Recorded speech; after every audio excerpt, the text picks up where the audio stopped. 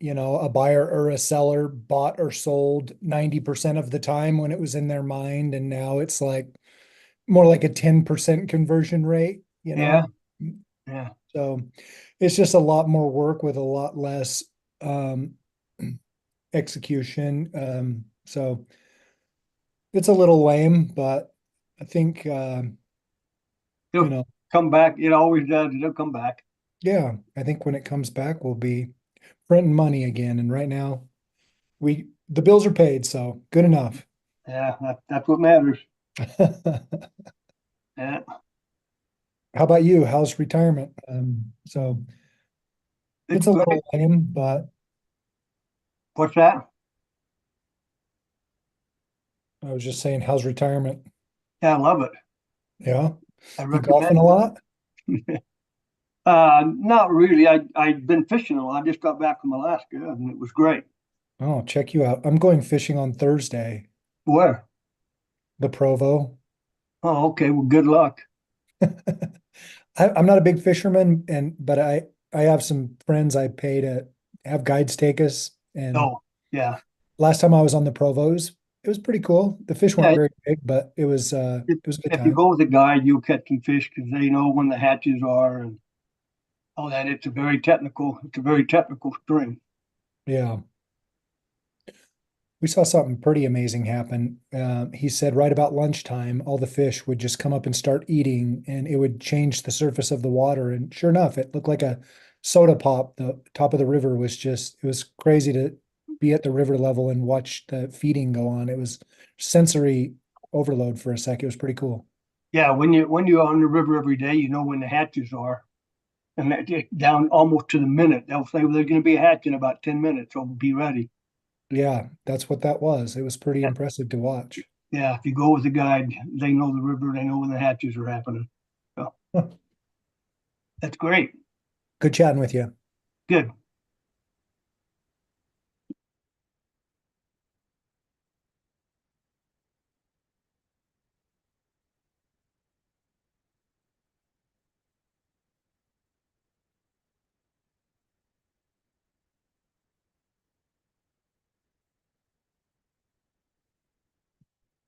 Good evening, everyone.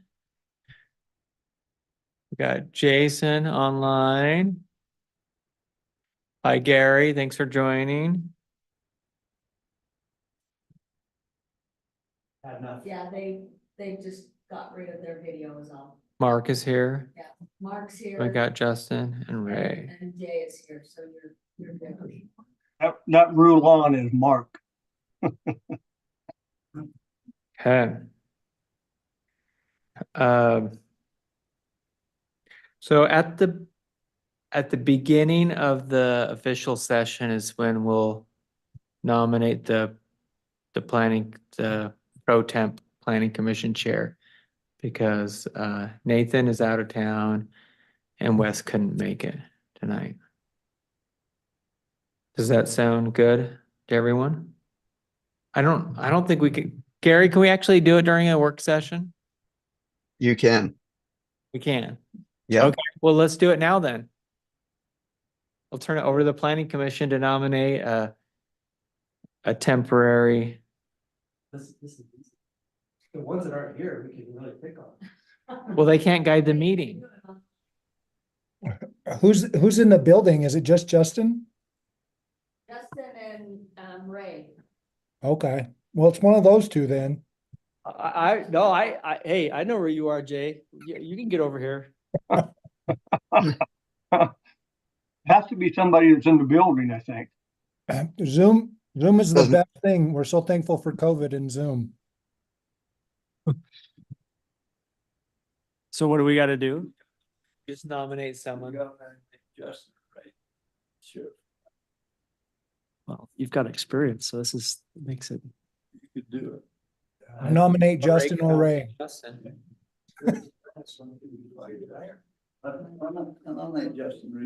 I second that. I vote him yes.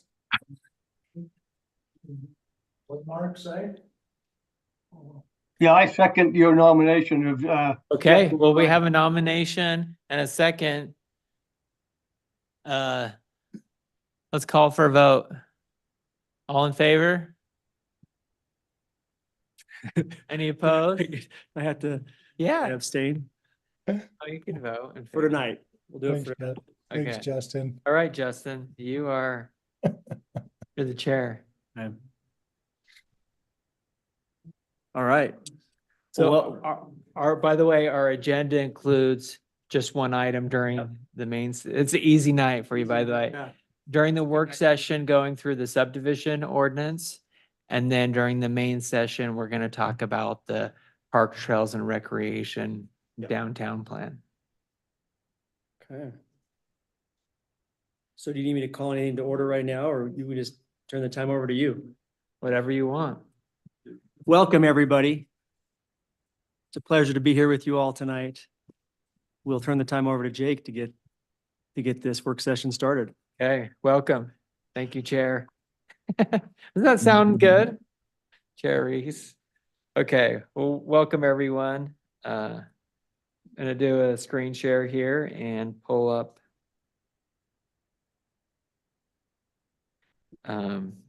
So last time when we met to discuss the subdivision ordinance and by way of background, the city has to update the subdivision ordinance before the end of December. And to meet state code. And as a reminder, what the differences are, first, we have to designate a land use authority in the subdivision code. And also, in terms of approval of subdivisions that by state code, they no longer go to the city council. Tony?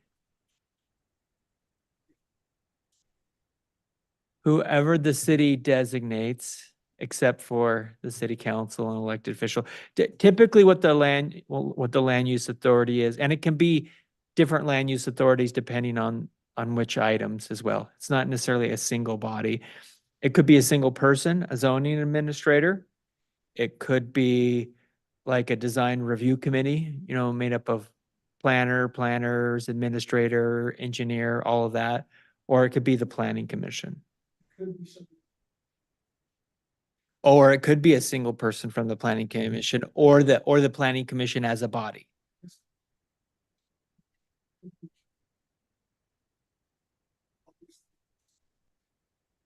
It's whoever, but it cannot be the city council. Yeah. So that's the big thing. Also in the state code is the review process. There's four review cycles in the state code. And then, so those are some of the big items there. And there are time constraints on it in terms of when it has to go through. What we discussed last time was one, the Morgan City ordinance was too convoluted. And rather than trying to rehash it all for lack of better word, rather than trying to create the best ordinance out of what we have, we said, let's look at a fresh start. And where cities greater than 5,000 population had to have this in place by an earlier deadline. I think it was like February of this year. I don't know the exact date, but It was. go ahead, Gary. Or earlier this year. They already have it in place. The bigger cities do. And so they've, dozens or 100 plus have already been through this process. Let's just look at what they have and see if anybody has anything good. And then, and in terms of a restart, and then also let's not bring necessarily some of our old baggage that we don't want with it. And going through the ordinance last time, we found some, I'll just say baggage that we didn't like. In particular, having these, I forgot what was the name of the strips that we talked about? Protection strips. Protection strips. The idea of a protection strip is if I were a developer and I developed my property and then 10 feet or 5 feet or 1 foot before the end of the street, I don't do anything and I hold on to that piece of property. And then when Justin comes to build, I charge him $1 million for that 1 foot. The Morgan City Code encouraged it and allowed it, where most cities either say nothing or they don't have it. So, and my point is, we found a lot of things that didn't necessarily make sense in today's world, but maybe they did in the 70s or 80s or 90s or wherever that language originated. So we did find a number of things there, and also process-wise, there was quite a bit there. So back to my point, we decided let's take a fresh start on this. And the homework was for the planning commission was take a look around. I know it's terribly exciting, but go look at city ordinances around and see what you see and what you like. I did that myself as well, and that's what I shared in the email that went out yesterday.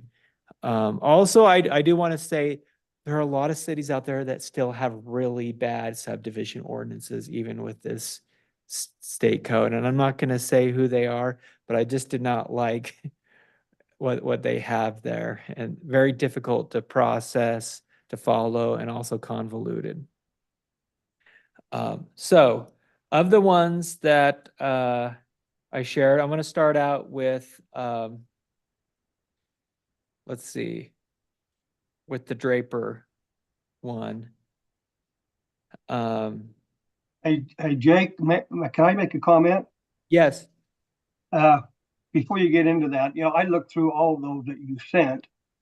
I also looked at some other ones. I found that almost all of them had the same kind of subheadings, okay, different categories. But I looked at like 4 or 5 different ones than you had. I looked at Far West, I looked at Plain City, I looked at Brigham City, I looked at Farmington. And it's amazing how using the same subheadings, one Plain City, for example, was 7 pages. Oh, wow. And Brigham City was 100. Farmington was 19. I found that, they were covering the same topics, the same subheadings in just so many different pages. Mhm. I'm wondering, is there a basic template for subdivisions that we can use for a reference, something that's out there that is, here's a suggested subdivision policy? I heard of a template floating around out there, but I haven't seen it. I'll look for that. Gary, I don't know if you have another I think- answer to that question. The league was going to put one out, and I believe that they did. I'll have to check Okay. with Todd to see if they've done that, but that's a good point. Is Yeah. that if there's a template out there, or at least a list, a term list, a kind of like an outline that we Yes. could follow. I think that'd be a good place to start because Mhm. obviously we need to upgrade ours. But I found it interesting that all of these, with the great variance of number of pages, they still covered the same topics. Hmm. Yeah. That's a really good point. I do think 100 pages is too many for a single ordinance. We were up there. What were we, 48 pages? I can't remember. Somewhere was the, We're at 32. we were 32? Yeah. Okay. Yeah, still fairly complicated. 2 additional items for the planning commission that we also discussed last time is the planning commission was in favor of a minor subdivision and a major subdivision. Minor subdivision, the design review committee or staff would essentially be both the land use authority for the pre-plat and the final plat. Meaning if someone's coming in with a tiny subdivision, it doesn't even have to go to the planning commission. That was discussed and mostly agreed upon. If you feel differently, bring it up. We can always change that. But the idea was if it was a small subdivision, it would move through a little bit faster and also doesn't necessarily need to go before the public. That was one thing we discussed. We also discussed, and however, I want to say we didn't determine the number of lots. And I would throw out Mhm. somewhere between 3 to 9. for small. Yeah, a minor subdivision. Weber County unincorporated, it's 9. That's the biggest I've seen.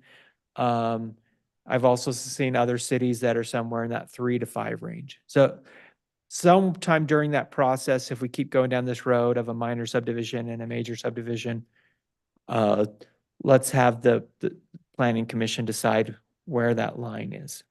We also discussed the idea of the planning commission reviewing and approving the preliminary plat and the design review committee or staff being the land use authority for the final plat. That could be switched, though. I actually talked to a city this morning that they do the opposite. Some, yeah. But most cities actually are going to where the pre-plat is the planning commission and the final plat is the design review committee. Some cities are doing both. The design review committee is the land use authority for both of them. They're saying if it meets all the ordinances, then, and the idea, you need to remember, this is an administrative approval. It's, does it meet the ordinances? Then you need to vote yes. I don't say that strong-handedly, but that's the law of the land, is if it meets the ordinance and there's no reason to object against it, then you probably should be voting yes. So we did decide last time through conversation that would first go to the planning commission for pre-plat, and then the final plat would go to the design review committee.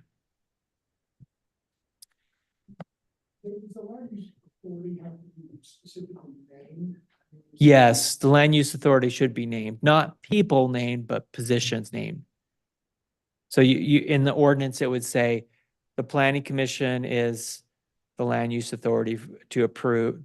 Well, it could just call it out by saying the land use, excuse me, the planning commission will review and approve and vote on the preliminary plat.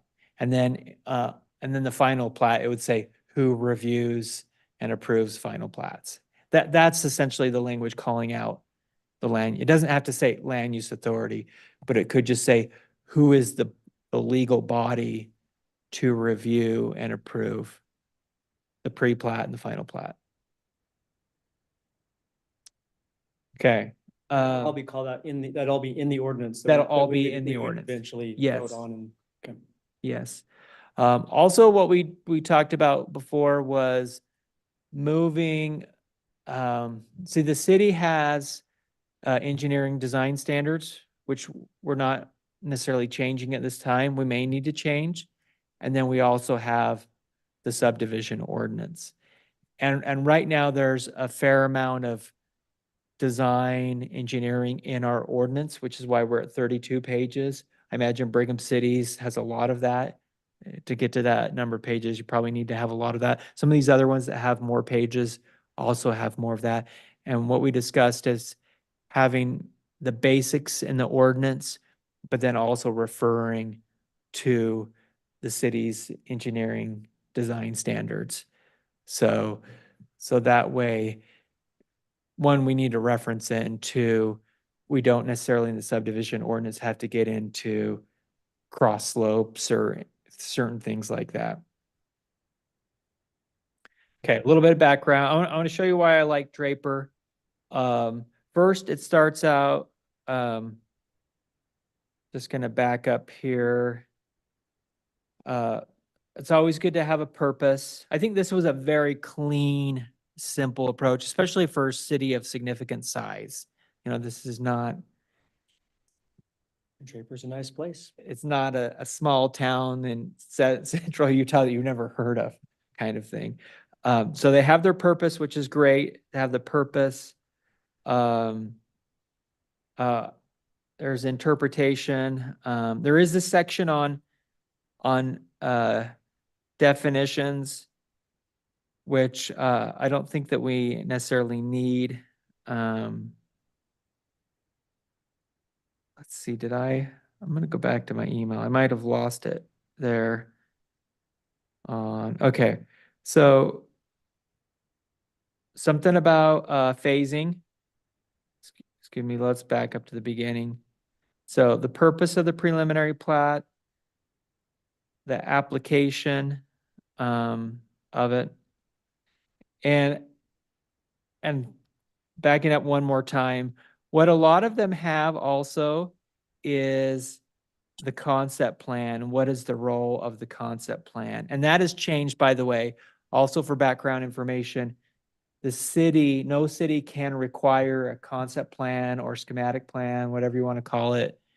We can entertain it, we can review it, we can provide feedback, but it's not required. That's Uh, a state. That's a state code requirement. I think during this legislation, it was thought that it can be a little too much to have 3 votes. And also you're requiring a vote on a, a napkin drawing kind of thing. And so the language will need to say something, and I think this is good, the idea that they can do a pre-application meeting. We can review it and provide feedback, and it usually helps most developers, and most want to do that, but it's not required. That's what the state code, and almost everybody has gone to this, that it's optional and it's out there, but we don't have to do it. But I think it is a good thing. It can solve issues before they come up. So that's the first step is.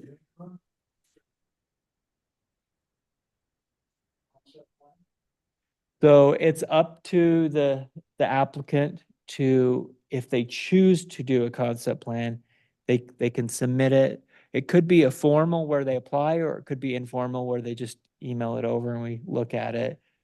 But 1, we don't have to review it, and 2, they don't have to submit it. However, best practice probably is to allow for them to submit it. Then we would review it at the design review meeting, like you go to, where engineering, fire, everyone takes a look at it, gives feedback. Typically tends to help everybody, but it's optional. That's what the state code says, is that the concept plan is optional. So if there isn't a concept, what's presented? Yeah, they sort of preliminary. That's kind of a pre-game, pre-season. It's an optional before you submit your pre-plat. We have a concept that we want you to look at, and let's just talk about it. And they can learn where the utilities are. They can learn if they're not meeting code. They can also learn if there's a reason why staff doesn't think it's a good idea. But it's optional. That state code says you can only do it as optional. If you choose not to do a concept plan, people would have the same question. What's the first thing? Ray, will you hand Tony a microphone? So I think it's the same question the mayor just asked. So if they choose not to do the concept, what is the first thing that you have eyes on? Is The it pre-plat. the pre-plat, right? Yes. Okay. And when they do the pre-plat, this is where it gets a little bit different, is we're going to be very specific on the pre-plat items. I like how Draper here calls it out. What is everything they need in a pre-plat? And if they don't meet the pre-plat, it's not coming in. We're not looking at it. It's not official, it's not accepted if they don't meet all the requirements. The grading plan, the utility plan, all of those items. Obviously, that would all be spelled out in the ordinance. Yes. Here's what you need if you want to come to. Yes. Okay. And that way they need to come, because once an application is accepted, the clock starts. And the state code is very big on the clock, the timing, and all of that. So this calls out, everything that's required in the pre-plat, the grading, the drainage. In our case, we would also add the sensitive lands, and does that kick in? And we don't have to change anything about the sensitive lands ordinance. If it is in the sensitive lands area, it can still go to the city council for approval. Gary, do you see any changes in how our ordinance would work with the sensitive lands is it basically, yeah, go ahead. No, that's something actually that we fought for, was to make sure sensitive lands and along with PRUDs and those types of applications still go to the city council, or our overlay zone, for example, still goes to the council, but the sensitive lands, it's almost like an overlay zone concept where there are geotechnical issues that need to be addressed. And so that is outside of this analysis Thank you. or this process. Um, okay, continuing on, you'll just see everything they require here, the utility plan, geotech report. This part, a traffic study when required by the city engineer. That's not a bad way to go about it. You know, if you're doing 10 lots inside the city in a block, you don't need a traffic study. You know, there should be some parameters when that is required. So who does the application go to? Goes to, you know, all of the agencies. And you'll see here in their case, the community development department. And in our case, I think we would just maybe say that the city or design review committee shall, you know, be the one to decide that it's accepted. Then it goes to the planning commission, and the planning commission votes on it. And the state code does not require a public hearing, and best practice has been around the state has been not to include a public hearing. However, it would be a public meeting. And the difference is how it's advertised, you know, the number of days ahead. And also with a public hearing, you're required to receive public input. And then with a public meeting, it's up to the planning commission, the chair, to decide if they want to receive public input. In Morgan City, you've always chosen to receive public input, and I don't see that changing. But it does change the noticing part. And our discussion last time with the planning commission was, let's have it go to a public meeting, but not make it a public hearing. And where this is not a legislative item, that also is probably best practice because it's administrative. It can just be part of a normal public meeting. Oh, go ahead, Ray. Let's look at this and let's review the planning commission. It said the planning commission shall review the preliminary plat submittal and determine, as planning commission determine compliance with the standards, criteria set forth in the chapter and all other ordinances of Draper City, including but not limited to land use ordinances, general plan, master street plan, city standards, specifications, design criteria, and so forth. Planning commission doesn't have the ability to do that. Well, I'm not sure that city you said that goes the other way around, has their staff do the preliminary. Yeah. And planning commission do the final. I'm not sure that's not a good way to go. Because all these criteria here, planning commission doesn't have the ability to do that. Okay. We can swap it, Anyway, switch it. I'm just. Yeah, you have a good point. You're like, we don't have the bandwidth and the time to go through all that. Planning commission doesn't have the background or ability or criteria to answer those kinds of questions. You will receive a report, you know. Right, yeah, we've done that in the past, but part of the stuff's still not undone. So then when you say, oh, if you do this and you can do it. And so to me, it's always been a tough, we've kicked this for around 100 years. We get an application or a request, only half stuff done. A planning commission doesn't know whether it's done or not, what standards should be there. I'm not sure it might be good to switch that the way when the city's done that. Let the staff take care of the preliminary. Once it's totally done, then if you want to bring the planning commission to final. Just a thought. Yeah, no, it's good. Only one, but that's just a thought. That's a great. Okay, what, I would agree with that. That's a because- great thought. Because just the way, you know, we've seen people come in and they really are, some of them are thoroughly confused, like, okay, I've been in here how many times? Like, why am I here again?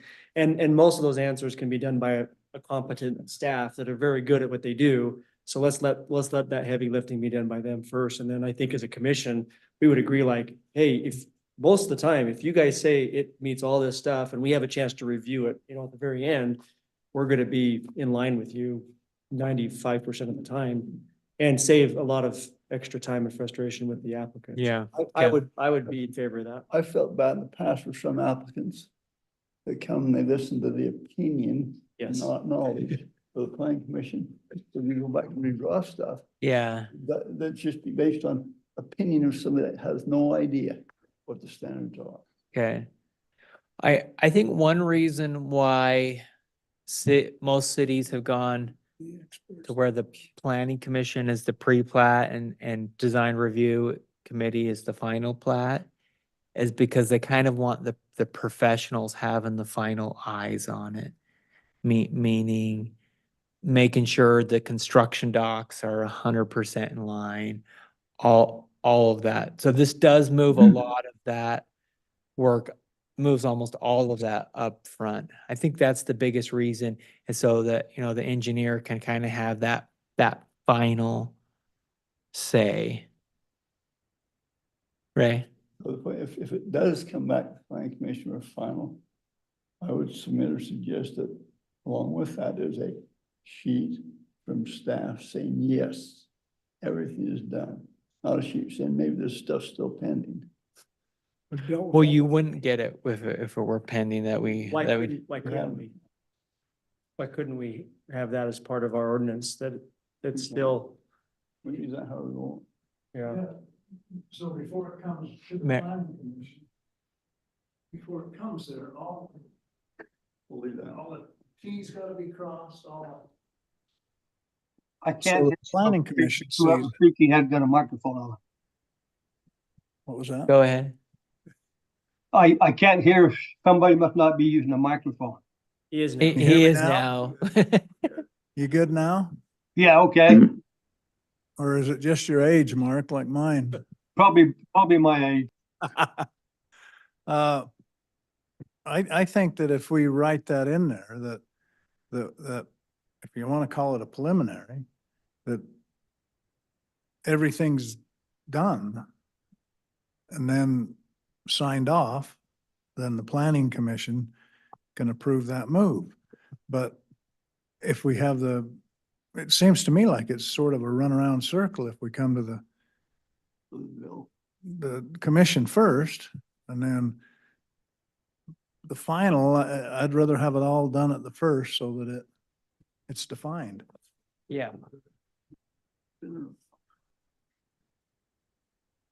I think this has some really good benefits. I think Ray alluded to this just a second ago. One of the most frustrating things for me and member of city council over the years is just, I know I've harped on it for years, haven't I? Don't bring it to the city council with a bunch of, this can be approved, but this, approve it and then we'll get this done and this needs to be done and this needs to be done.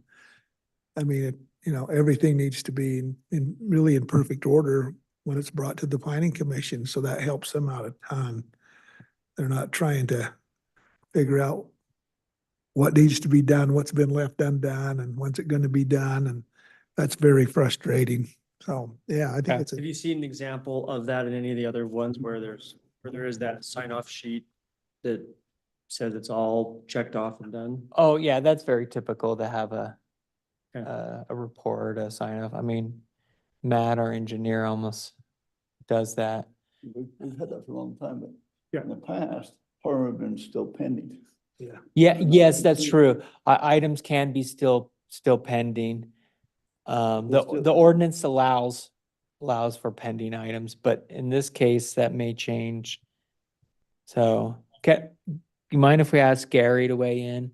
I'd like to know his opinion on flipping this. Are there any significant downsides where is it groupthink why most cities are at the planning commission pre-plat and the city staff at the second?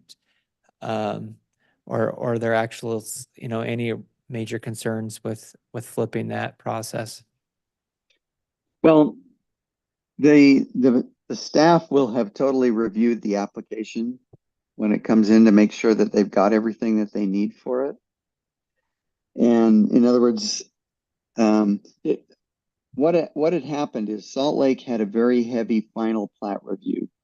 The preliminary plat review is very light. It was almost like concept approval at the preliminary plat stage with the Planning Commission. And then their final, they require all of their infrastructure drawings and the infrastructure information, you know, the things that Matt would typically review, and some intense review on the part of the planners as well. And in a presentation Meg gave with the League of Cities and Towns, they made the point that you do it one way or you do it the other, but no application is complete. I didn't see very much of a change that would occur in Morgan, for example, where we would still require that, you know, that Matt say, yes, we've got a complete application, that Jake say, yes, we've got a complete application because we got this, this, and this. And then that application be reviewed. You get the planning staff's review and notes and comments, Matt's review, notes, and comments. They have the opportunity, the developer has the opportunity of responding. And then final approval by the city council, which is now, you know, been done by the city council, has really been more of a formality than it has been substantive. That's not where the substantive work occurred. You know what I mean? And so I didn't see a lot of change in the way that we're doing it right now. And I kind of get what all of you are saying, but I'm hoping that it will be pretty much similar to what we're doing right now. I really am, where it's very heavily weighted, perhaps at the beginning, and final review would be similar to what the city council did, and just said, oh, look, there is nothing that is conditional about this application anymore. Everything is met. And then it's ready for final approval. Does that make sense? Or am I looking at it differently than what? So what you're okay, your counsel is you're okay with it being city design review first and planning commission second? Yeah. Yeah.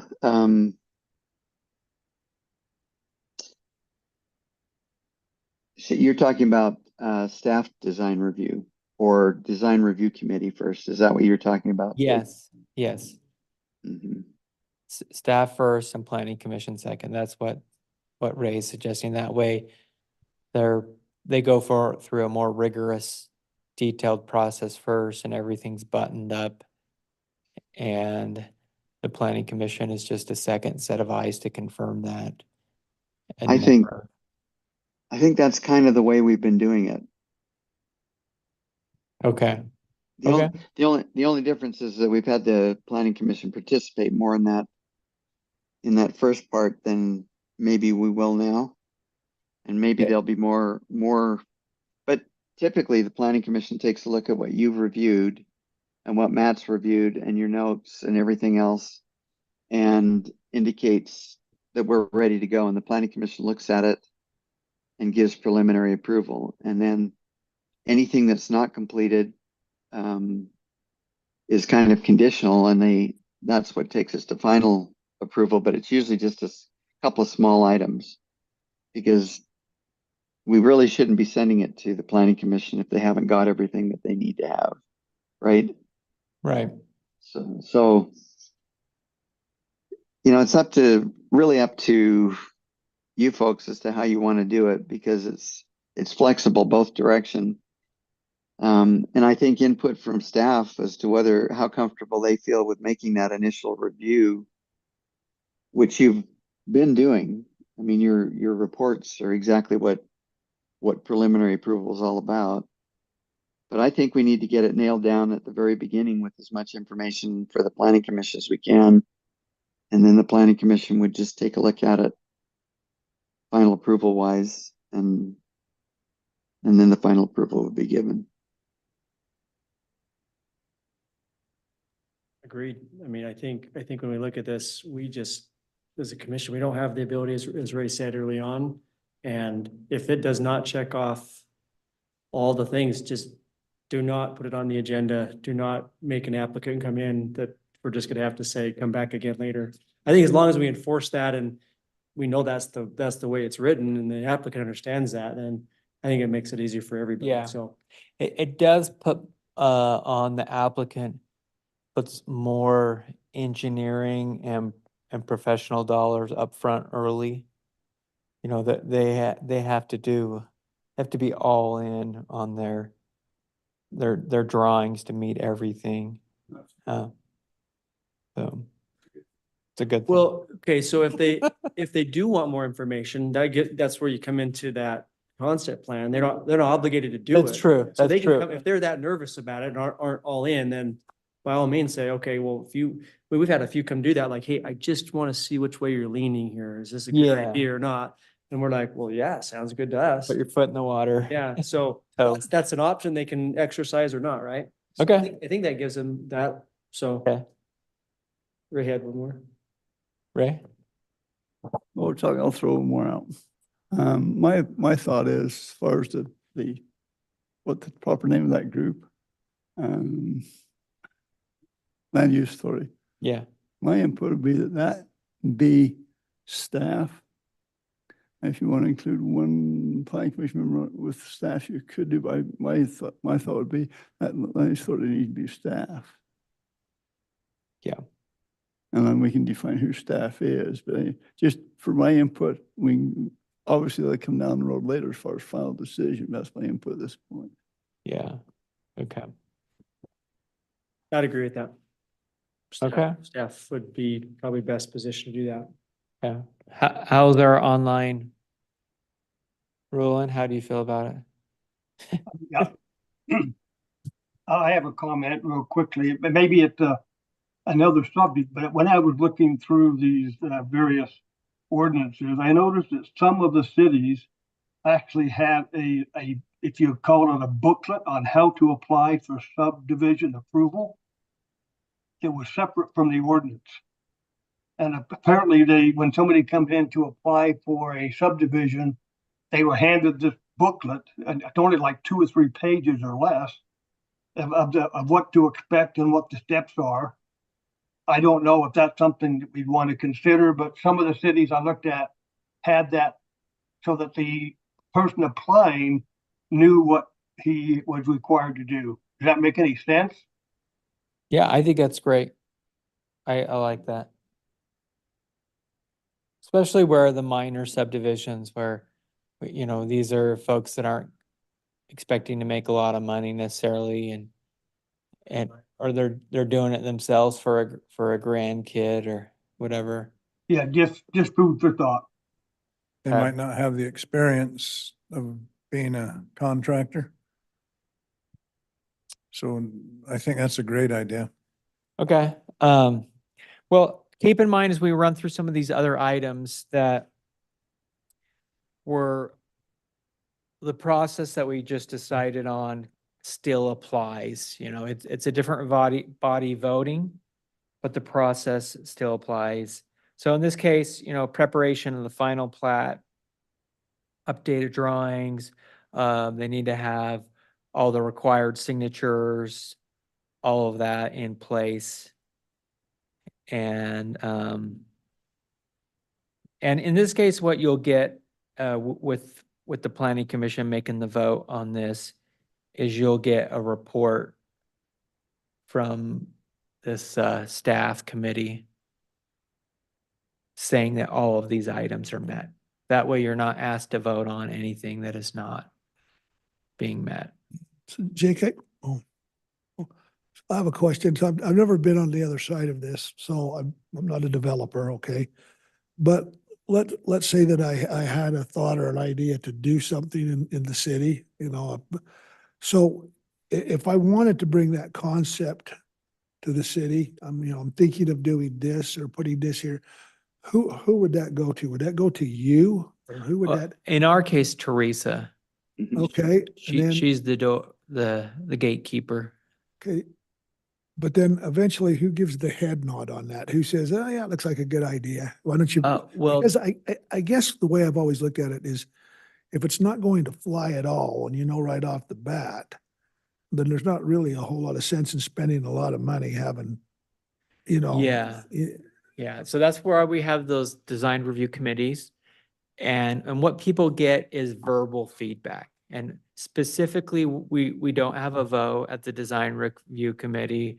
We don't provide minutes or notes or any written, official response. They just have to listen and interpret and take it from there. And I like it that way because it's not, and we tell them this is it's something that's non-binding. So they have that opportunity to. Yeah, it's there, it's verbal, and you hear from the fire chief, from engineering, from myself, Teresa, Ty. Redevelopment. Yeah. Planning Commission. So you have a chance to float that boat. Yes, And I've done that with that old co-op building. We got in there, it's got some potential. I don't know if there's anything with it, but you had the fire marshal, so Dave Rich was in there. It's like, okay, yeah, if you do have this use, you got to put the sprinkler system in. And then engineering was there to say, well, we're going to need this and this done. And then you had the utility guys are like, well, the gas line's on the other side of State Street, so that might not work. But, we got the other utility lines there. So it was a lot of just, hey, here's all the things for your idea that would have to come together for this to work. And then it's great because you're like, this is worth it or it's not worth it. You're like, okay, that's a lot more than I realized. And then you got to make that decision. So Sounds like something that's working pretty well then. I think it's a very nice option to have. It seems very friendly. It's definitely not a hostile environment. That you come in. Yeah, you it's get nice. people in and I think everyone feels pretty good when you do it. I mean, at least that hasn't been my experience was not hostile at all. You decide whether to move forward or not without spending a ton of money. Correct. yeah, and I've attended them in other cities and they typically, it operates the same. But that's great to have people there with knowledge to give factual input. For that to be the planning commission has no knowledge on those aspects to be able to give an opinion on it. Maybe we like it or we don't, put paint bowls on it with a purple star on it. There we go. Okay, we have 9 minutes left, or maybe even less if we want to have a quick. So do you want to just get feedback on which of these codes do you feel like we all thought was a good, simple? Yeah, if you want to review the email and send me, that would be great. I want to show you a couple other things I want to pull in. Now that we've gone through the basic process, with Mill Creek, there's a couple things here I really like. One is this section on blocks. Since we're updating the subdivision ordinance, I want to do something we haven't done in Morgan before, which is require some street connectivity. To keep us, let's pull us back to the grid. And so what we would say is, so in here is, their blocks are 600 feet maximum, not a has to be, but a maximum. 600, that's the Salt Lake original Pioneer block, 600 by 600 or 660 by 660 if you include right-of-way part. But that's the typical Pioneer block. It's in terms of planning, it's actually a very large block, but for a minimum requirement, it's not bad. I'd like to actually require that. And if somebody wants to have an exception, one, if you're building up against an ag area, then you just put in stubs. You don't have to, of course, nobody's ever completely building all around everywhere. So one, you require stubs, you have maximum block lengths. And then in cases of cul-de-sacs, you make it a little bit harder. They have to have a justification. There's a river, there's a railroad, there's a freeway. And in some cases, the design review committee would have the authority to require a stub there. Just imagine if on Island Road, we had just a couple spots of where we could have a future bridge. Even right now, there's no reason to have a bridge, from Island Road to the dairy. But imagine if we already had those designated spots and we had that right away. The master plan shows where we want those, but this gets into the little bit more fine grain. So as you develop, you are always leaving stubs. Right now, there's the option there for the engineer to require it, but it's not necessarily written exactly. It has to, it's not spelled out black and white ahead of time. It also doesn't go back, it doesn't necessarily reference a grid. Morgan's been serviced really well by the Pioneer grid. And so I want to go back to that. There will be exceptions, and there's an area, let's just say you're going up against M Hill. And it's 30% slopes. Well, of course, that's a place for a cul-de-sac. Or we don't expect you to stub a road up there and be going up. But let's make it the exception and not the rule. And as we look at the southwest area where we just had that rezone, we've got some stubs in there, which I think is great. Some of those other areas, it's really difficult. But in particular, what we don't have is places to cross the freeway or to cross the rivers or creeks or things like that. Subdivision ordinance is the perfect place for that, because that's right where the engineer looks and where he starts. And both the Mill Creek and Heber example have this block requirement right up front. The other thing I want to show you with Mill Creek is they just had this diagram here. It's not quite accurate according to state code, but I'm sure they'll update it. At least, actually, maybe it is. But I liked how they have a minor subdivision and a major subdivision, and just this kind of who does what. I think it was really good. So that's something I want to borrow. And then also the steps right here. I think that is really nice as well, just to have a simple steps in the ordinance. Absolutely agree. I think the easier you can make it for somebody, whether it's a family subdivision going in or a large developer, this visually is very helpful. So.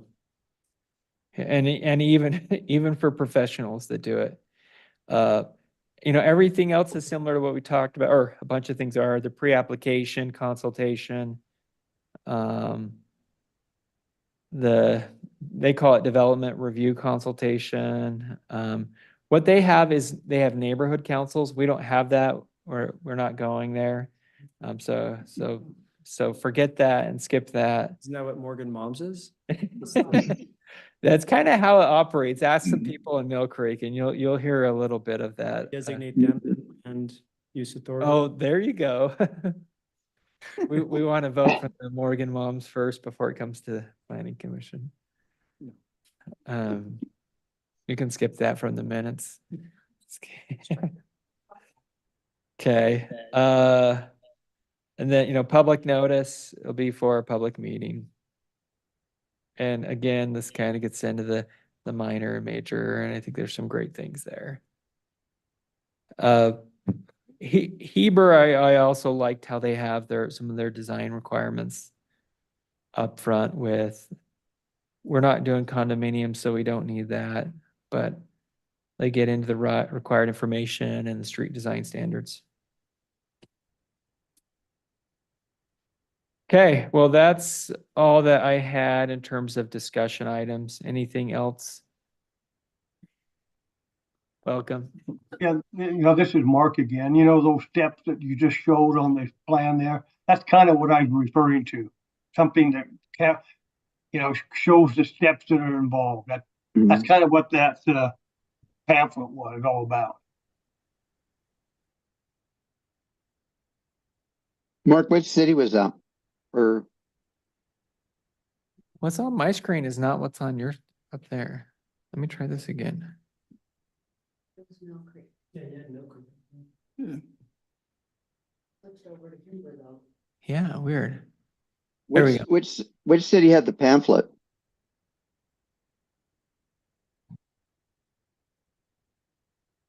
Mark, did you hear the question? Mark? Hello? You gotta call him Rulon. Oh, Oh, his microphone's turned off. Hey, Oh, Rulon, I'm sorry. Yeah, I said, I looked at so many different cities. I didn't keep track of, make notes on each individual one. I was just looking for some information. So I don't remember which one had that, but, anyway, just food for thought. I think it was a good idea. it's a very good idea. Yeah.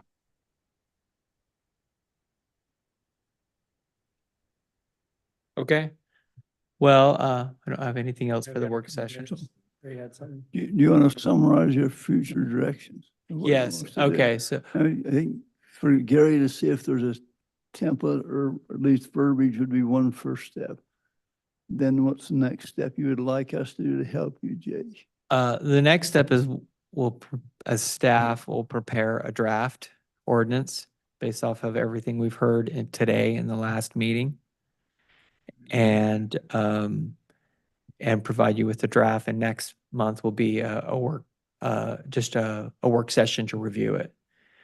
We will need to, in November, probably actually, if we don't get to November, vote having one approved for the city council, we'll have to hold extra meetings. So if at the end of October, we don't have one that you say we're ready for a public hearing, then we might need to start some extra meetings. But I think the goal would be November's public hearing, and then give the city council 1 or 2 meetings to review it and vote on it.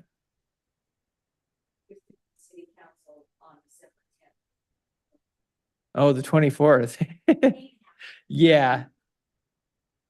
It'd have to be the 10th. So, Okay. so you're proposing staff will have a proposed draft ready for us for next Yes. meeting? Yes. Rather than us trying to put something together, staff will do that? Yes. Okay. And I think we've gone over all the most of the details here.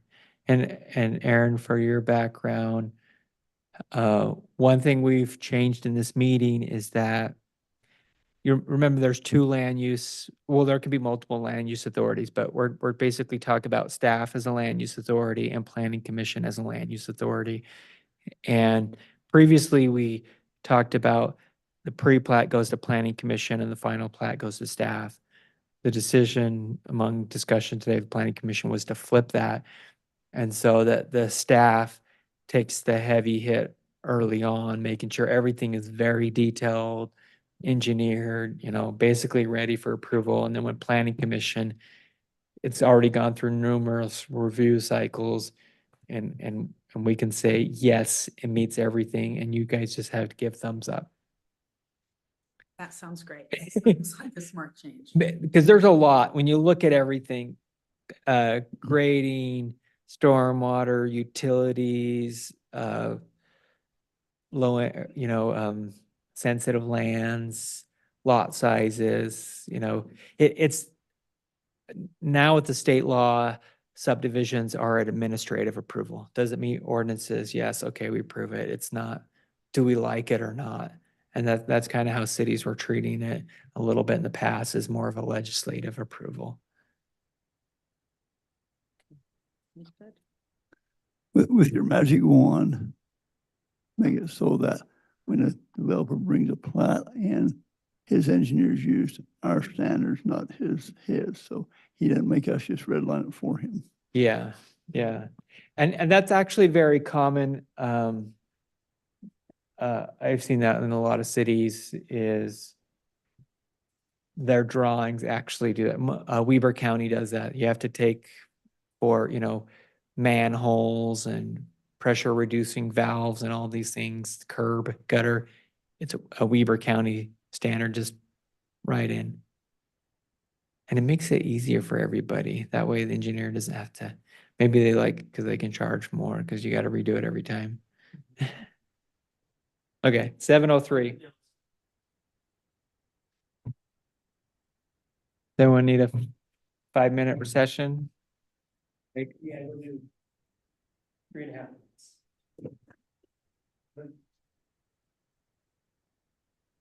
Ray, you're in the middle already though. That's too difficult. We're gonna have to. We also put, like that, For this meeting, and forever. our main meeting, gentlemen, be out of here Hey. at 7:15. We're gonna put time limit on everything. There we go.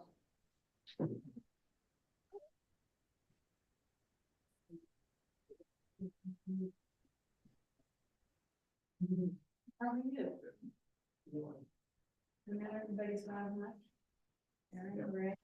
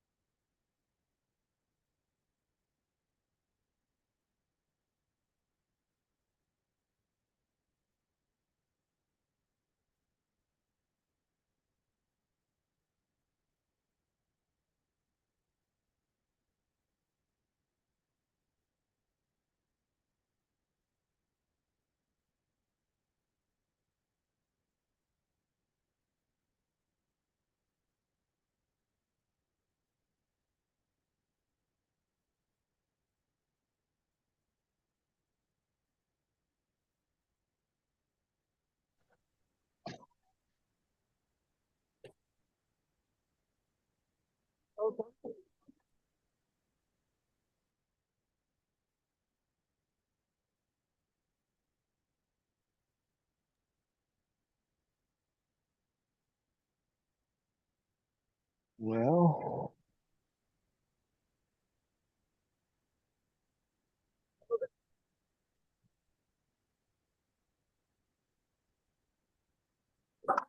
Hmm, 2 points.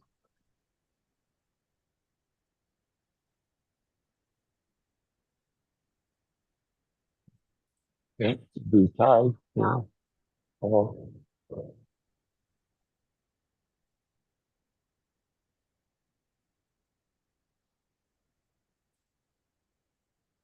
Do you need more snacks?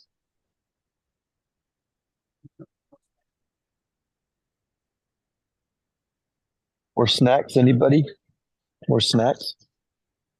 If you More were snacks? here, they've got a giant bowl of Halloween candy. You what? Yeah, we'll come over and go to the bathroom. Okay. It looks like there's, Alright. I guess just like a 30-second delay on that. There might be. All right, we're okay to get going then. We'd like to welcome everybody to the September 17th Morgan City Planning Commission meeting. And we have Don't slip. two agenda items. Some of them, the third one's been struck, but we will go, unless there's anything else we need to go into first, we will start on item 1, which is an update on trails, parks, and the downtown master plan. And is this one we turn over to you, Jake, first? Yes. Okay. Yes. Welcome, Planning Commission and members of the council and mayor and others. Gonna go ahead and do a screen share. And what you're gonna see tonight is what our stakeholder committee saw in August and then also at our public meeting.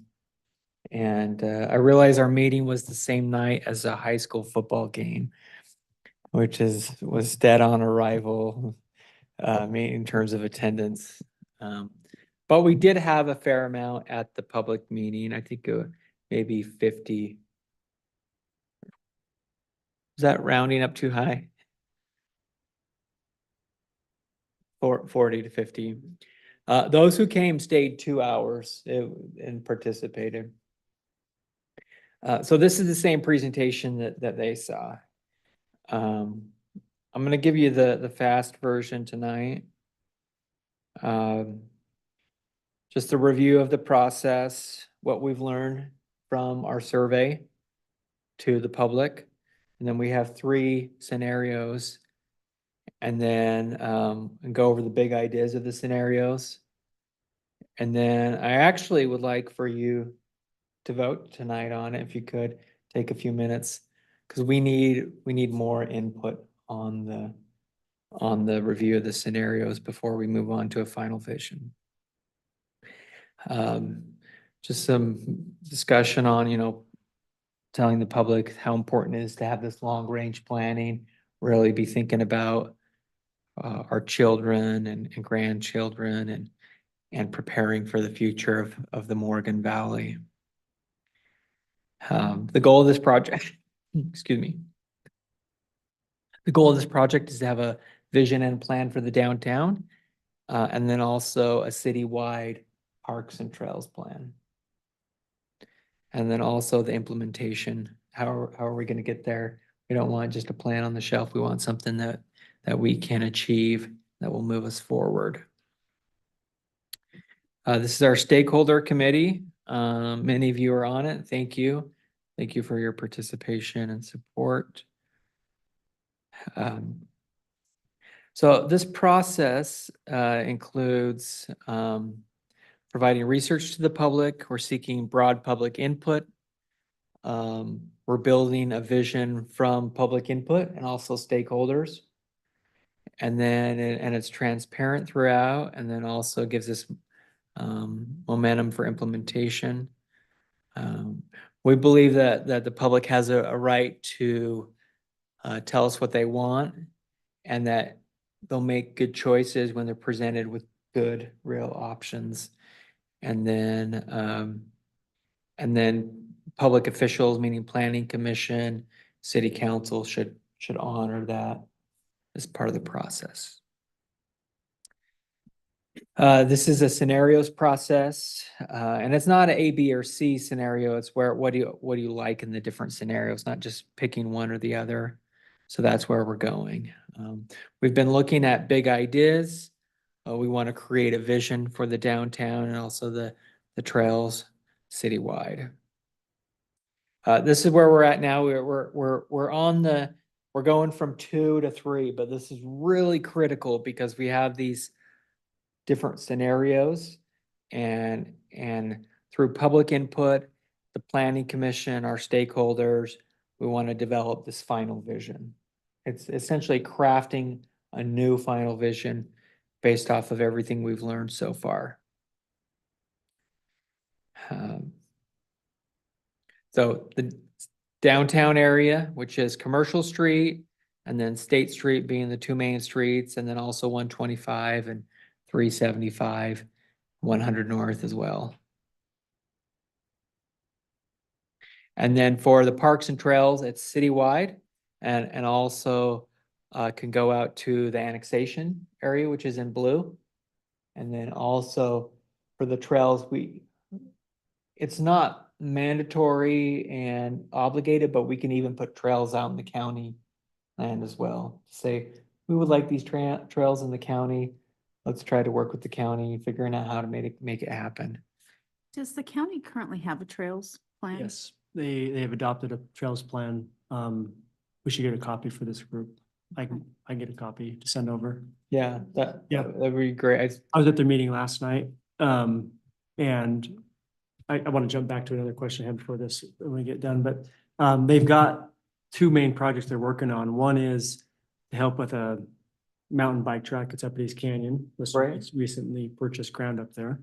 But the second one is a connector between Mountain Green and Morgan. Oh, fun. So that one's a little trickier with multiple entities owning the land, but trying to get from the dirt spot and using the dirt road that's between the railroad tracks and the interstate. There's sections where it's complete, and then it kind of is gone and then it's there and it's gone and that's the other project they're focusing Oh, on. cool. So Okay. trying to get into town, and I think, they've got some ideas but there's a lot of different Yeah, parties to go through there.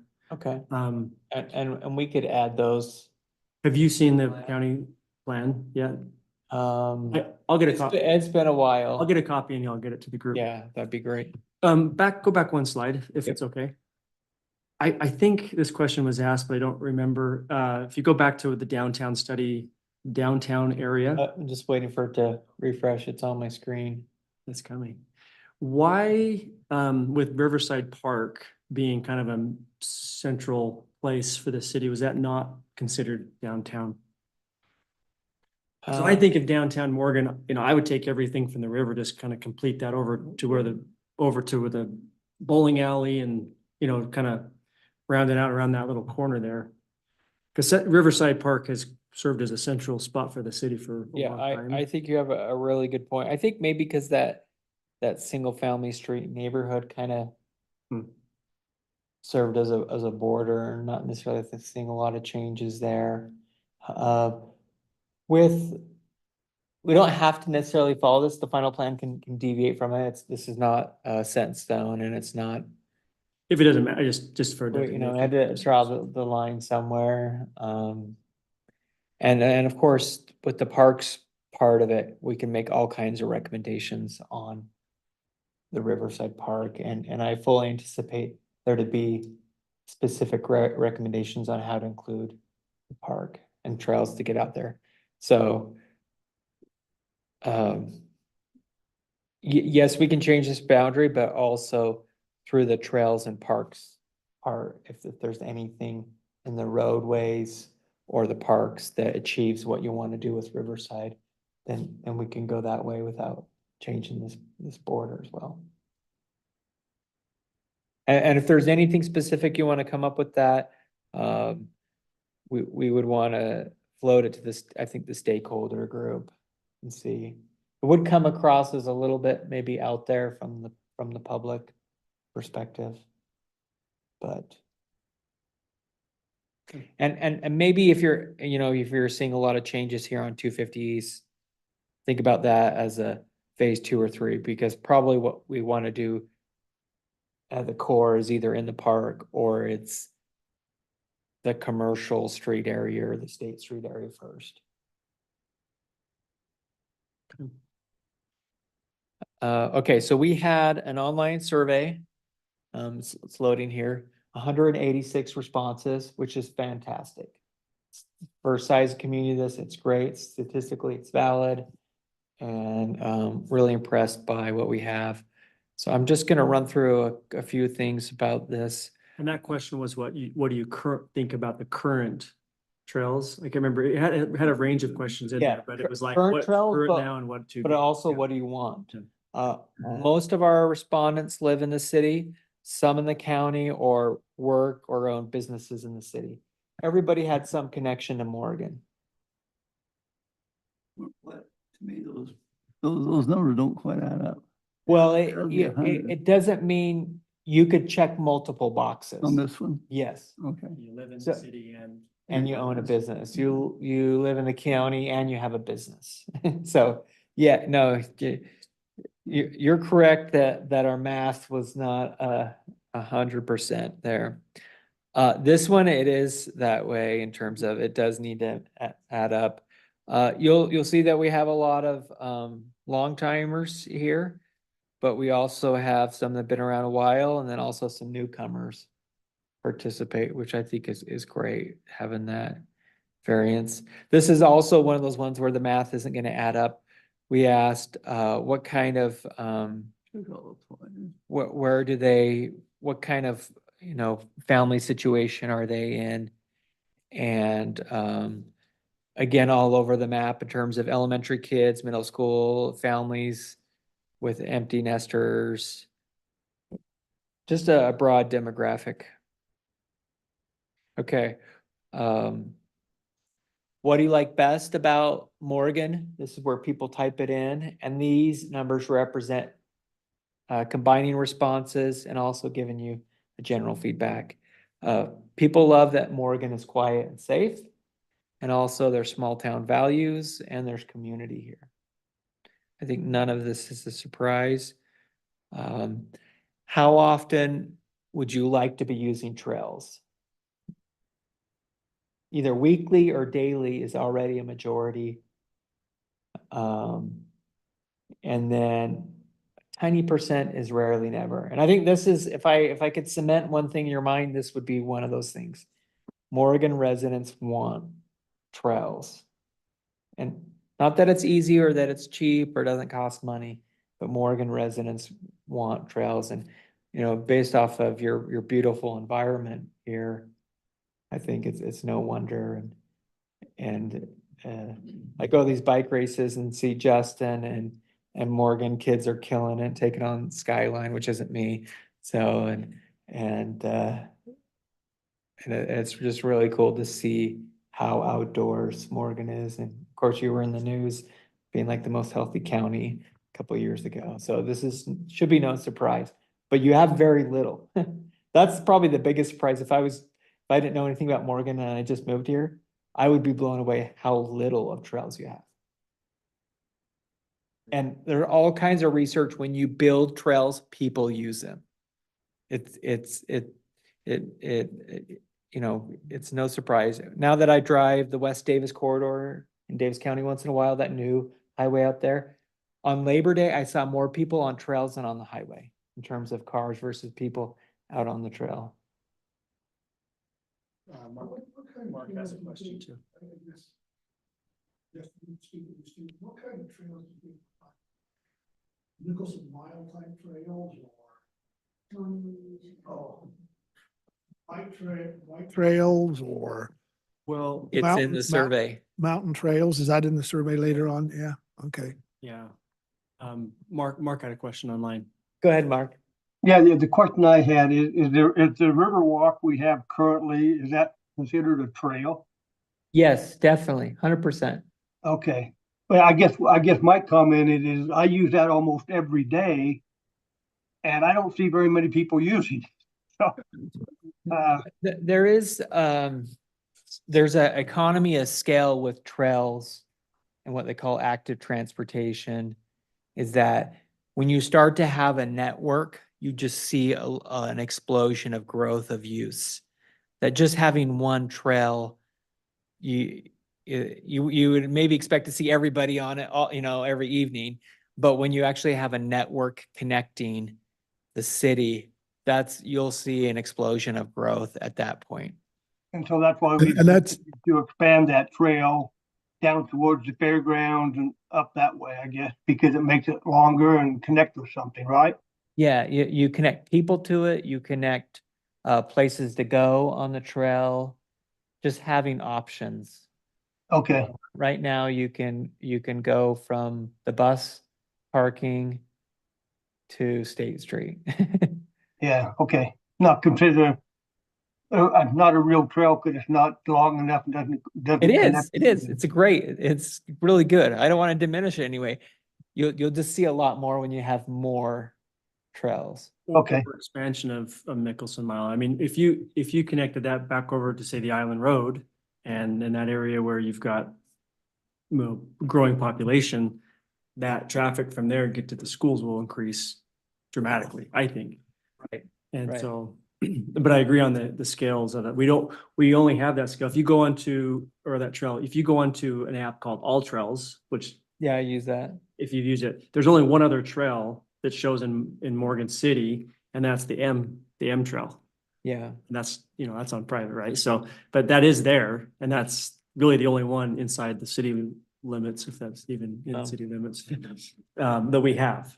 And also, as we do this, keep in mind also not just recreation trail usage, but also transportation. You know, with e-bikes becoming so popular and so easy, and Morgan being just the perfect size of city, not too big, not too small, you could have a really good, you know, where a lot more kids could ride their bikes to school. People could bike down to Commercial Street. They could bike to the library, all around town for daily use, and in much colder, worse climates, people use that. Missoula, Montana, you're seeing a lot of transportation on bikes. You know, the places in Scandinavia that have really harsh winters that used to be congested freeway traffic like New York have switched because they built the infrastructure. So we asked, where do people want to go? And they want to go to the river, and they want to just be out on their trails and all of that. Not as much in terms of businesses or other things, but that comes time. Right now, the mindset is recreation, which is a great mindset to start, but over time, we could add this transportation function. And with State Street being your only access to the freeway, and you could see a lot of transportation benefits by actually getting people on bikes and kind of decreasing the streets. And typically a bike, you know, a walking trip is a mile or less by comfort, and a biking trip is anywhere from like 2 to 3 miles, upwards of 5, but 2 to 3 is an easy bike mile. And you drop that pin in the middle of Morgan and go out 2 miles, you could get most of the city. It's not easy to get across the freeway. It's very scary. It's not easy to get across the river and the railroad, but that 2 mile radius, so you could almost get to the core city pretty easy. Ray? What part of the sidewalk system play into the trail system? It's also included in our Are they plan. integrated? Yeah, it's part of this. Okay. Yeah, sidewalks are certainly part of the trail system. We asked, how do people want to get around? Walking and running, you know, pedestrian is the number one, as it should be. It really is our primary mode. We don't think about walking as transportation, but we all use it every day, or most of us. And of course, if you're not, then you need assistance with a wheelchair. And then biking is second. And then after that, you know, it really drops off, whether it's strollers or rollerblades or horses or whatever.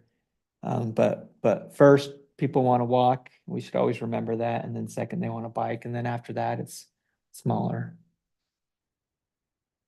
The next one, where do they want to go, or what do they want to see along the way? As you're out on the trail, what do you need? Restrooms, parks and playground, pavilions. Those are some of the main things. And then other ones are dog parks, drinking fountains, benches, trailhead parking. Okay, why aren't people out doing this more?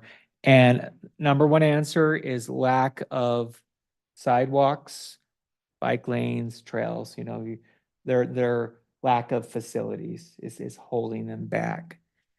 And I would include in that is the connectivity part. We have very significant barriers with the freeway, the river, and the railroad.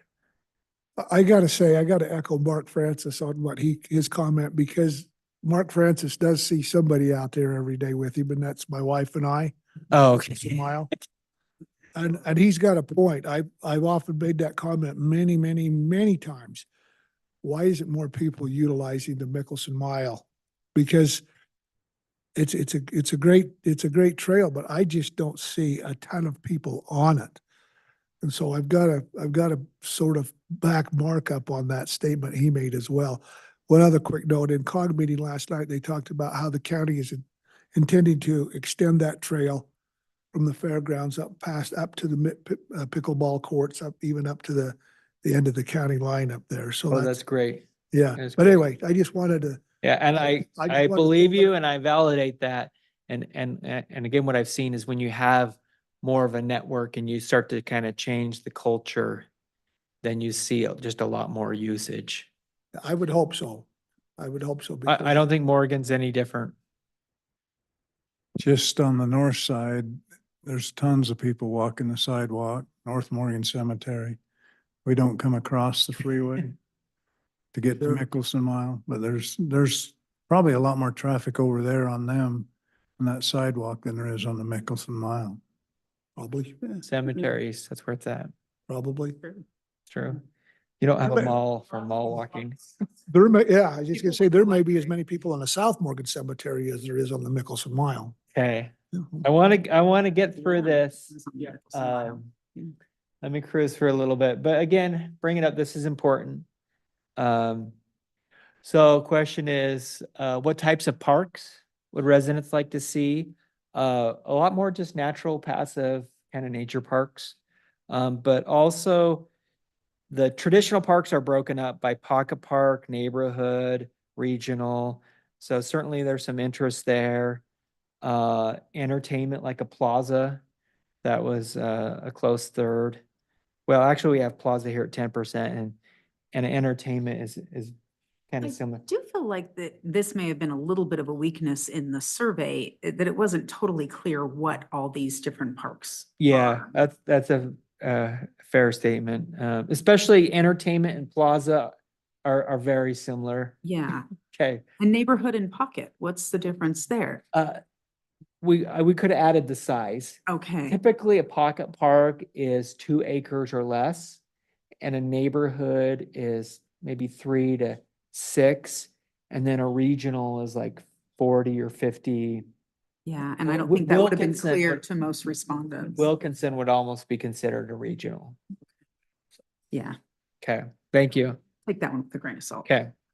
What do you want to be doing on the river? Swimming, wading. And then after that, you know, whether it's tubing or paddleboarding or kayaking or fishing. Certainly there's so many options, I think, but getting in the water safely. What kind of facilities do we want in a parks plan? Swimming.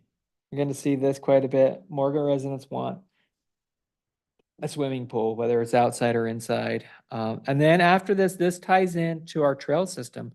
They want to be walking and they want to be hiking. You know, both of those are trail activities. And then after that, pickleball's pretty high, playgrounds up there, mountain biking, another trail item, sledding. So, and the lowest was skateboarding. So go figure.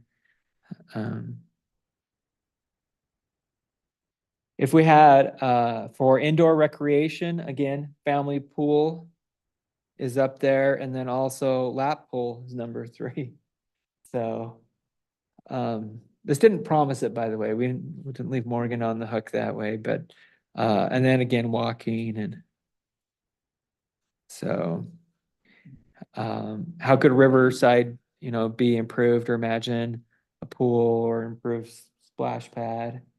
Every time there's a chance for a pool, it just, and Ty knows this, he's looking at it. It's not a cheap thing. It's actually very expensive and difficult from a public expense. Pickleball, again, high, and some kind of concert plaza and improved skate park. And these questions were open, so people could just type in whatever. We weren't trying to direct it. We asked what would be the priority, and residents would like a rec center and a pool. And then after that, it's trails.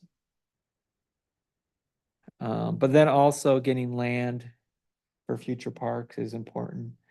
I do think for a growing city, you want to always be getting parkland, because once a city's built out, it is so hard to go back and get that land for a park.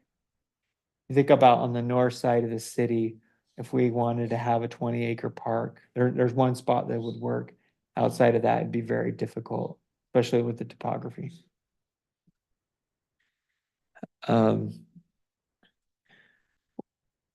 So what do people want to do or need more of in the downtown? Dining, number 1. Entertainment, number 2. And I do think, to me, that falls in line with activities. Well, I don't even know what activities you have on Commercial Street, and I've been there 100 times. I wouldn't put that in the activity, but it could be. Hot dog eating contest. We're saying that's all it's there. Yeah, you said, Yeah. Activity wise, there's not. yeah, so that would be great. Some kind of hatchet throwing or whatever, you know, obviously it needs to generate revenue and be sustainable. But there can also be, you know, outdoor rock climbing or things that don't necessarily require a business or somebody to manage. But again, dining, entertainment, that tells you what people want, and then shopping.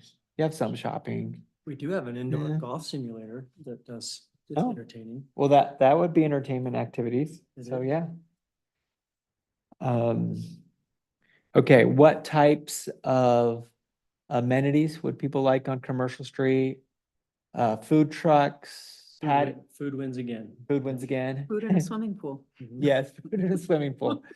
Patio outside dining would be just wonderful. Rooftop restaurants, festival activities.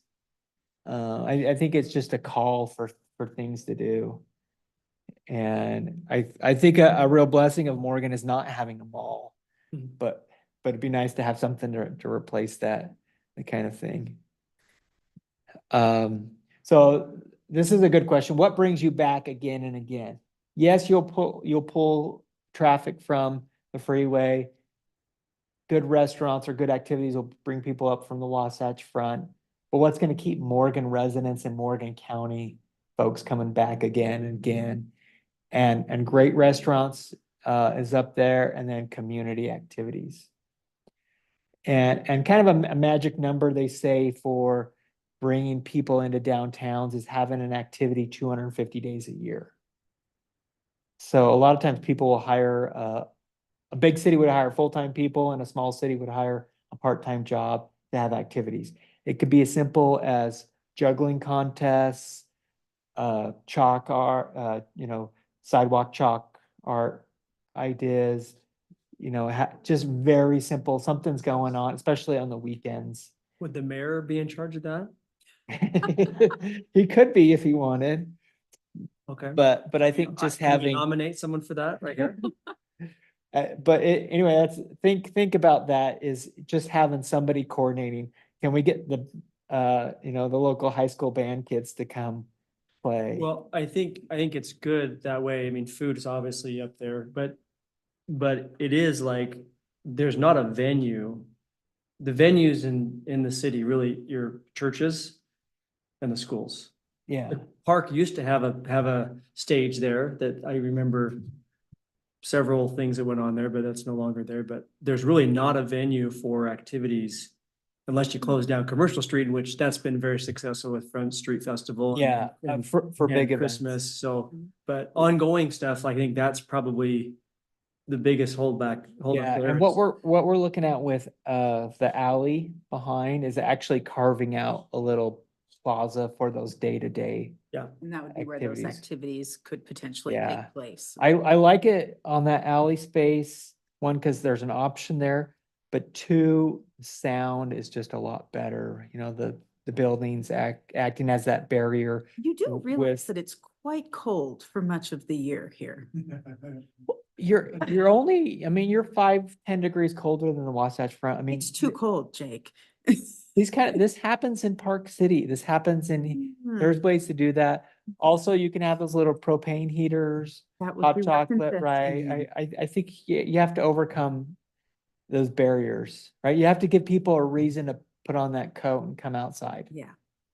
It'd have to be a good reason.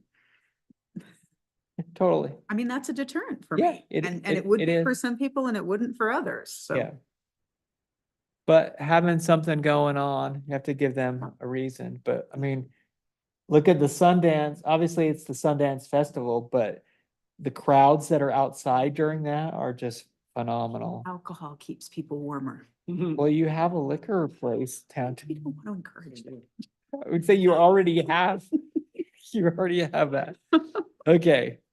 So this ties in, so in terms of part of this is placemaking. It's not just, creating a place that you can remember. I could probably ask you about your favorite vacation places, and some of those places probably have this. What do you need? Outdoor dining, benches, street trees, just creating a beautiful pedestrian place that it's like, well, let's go to Commercial Street. Our friends are in town. We want to show them that's cool. Is this something that the city would potentially look at investing in and funding, like the money would come from the city? Or are you anticipating that this would be private property and that business owners would do It's this? a little bit of everything. There's things that the city could do in the public right of ways. We definitely want those benches, all of that. We could look at the ordinances and, you know, make sure we're requiring enough bike parking, and other things. Going after grants. Ty's really good with that. The whole new sign going in is the result of a grant. He's looking at a grant, for what we're calling the train park or caboose park around there. So. And maybe at some point there's, you know, private donations by businesses as well. And some places just having the businesses do flowers can do a lot, or where they have their own dining. Maybe you've seen this, they have it in Park City and Jackson. They're called parklets, where we're in the street, and we could do this on commercial. You take up 1 or 2 stalls and you have on-street dining, just a nice little deck patio. And that would be it'd be an arrangement with the city, but that would be the responsibility of the restaurant. But then they essentially get free outdoor dining and advertising, and it's their responsibility to install it and maintain it. And it's just free floating. It's just sitting on the pavement. It's not a permanent, so it could go away in the winter, or it could go away if it's not successful. Those Again, things- people want more those things- restaurants. Those things are all awesome, but I don't know how you make them happen on our commercial street. Oh, that's easy. Those, What? no, those, The restaurant choices? The restaurants? I understand that one. Yeah, well, that is more of a private market. This is the city asking the public, and this information is public. Right. And you already have some good options. I think the barbecue place is great. Deb's is good. And the chicken place. Yeah, you got 3. And you got ice cream. And they have a billboard in Weber County on I-15. Yep. Yeah, yeah, yeah, Great. yeah. I get the food, now go to the other cities, and I buy that one, now go to the other. Well, the city's doing improved parking. That's actually in the works. And If the alleyways, what's that? I've asked Gary, but I. you saw this before. Oh, well, I want to get through this. We can do this another time. And Ray, part of this is the city developing an economic plan that Ty and others, myself, share it with the county that we can use to promote. What services would people like to see in downtown Morgan? Again, you know, more restaurants. So that's what types of businesses. So food beat pool, that's good to know. Yes, in downtown, they actually want to eat before they go swim. Well, you're not supposed to go swimming right after you eat anything. Yes, that's right. Okay. What types of restaurants? Is it any surprise? Sit down restaurants. Maybe this validates what you already are hearing or thinking. After that, it's grocery store, commercial, fast food, it's a little bit hit and miss, but certainly some sit down restaurants. Okay, how can we improve safety on State Street? Mhm. This is something we'll have to take and talk with UDOT, but having a pedestrian crossing with the light, you push the button, Mhm. starts flashing, and then maybe you grab a flag and you walk across that sidewalk. I think it's totally doable. I don't see any reason why we shouldn't have that. And so that's through this process, maybe we identify our locations and we take it to UDOT. I think it's necessary. Absolutely necessary. I don't think I think we've pushed our luck for Yeah. way too long. It is. I've seen the traffic. Especially right there between Nebco and the library after school. I yeah. feel like we're rolling the dice every day. Correct. Okay.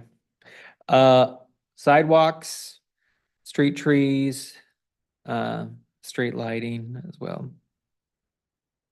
Also open-ended question, how can State Street be improved? Stoplights, more businesses, sidewalks. Sorry, go back one more there, when you talk about the street trees. So some of our ordinances that we've talked about actually eliminated, at least we've talked about that. Trees in the park strip. Yeah, We can bring it back.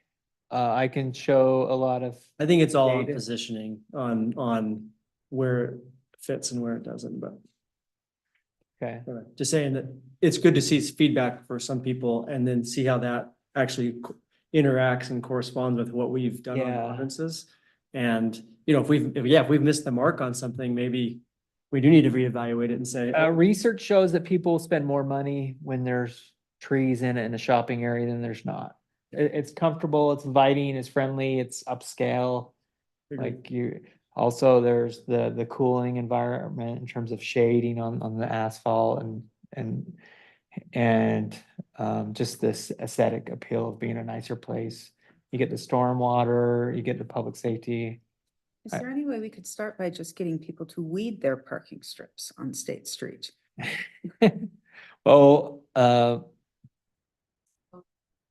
yeah, that's code enforcement and also just upscale.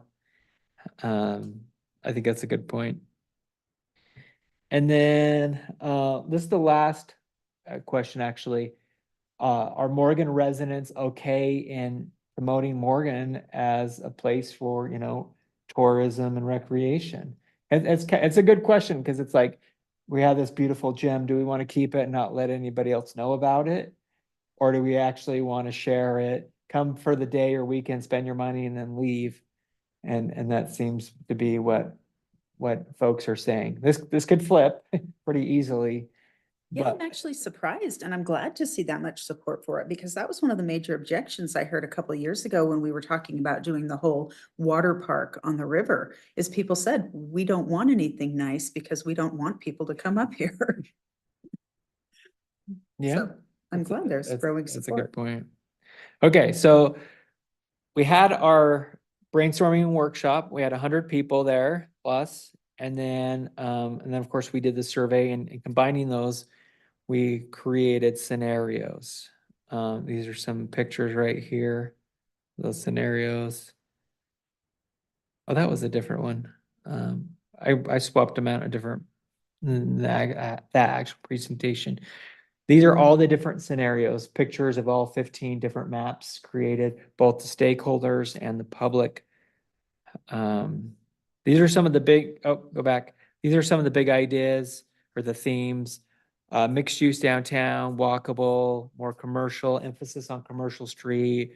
The parks, this idea of an emerald necklace, parks along the river, improve existing parks, a new rec center, no surprise, and a regional park, and then also really take advantage of the river.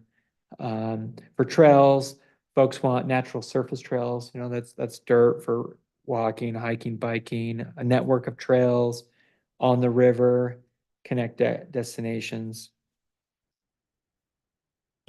And these are things that came from the public. We captured themes, long-term, we need to remind them this is long-term ideas. And just a reminder, this is concept planning, not zoning. And then as part of our scenario process, this last bullet item, this is not an all or nothing. We can pick and choose things that we like from the scenarios. This final vision is a custom vision, not a B or C.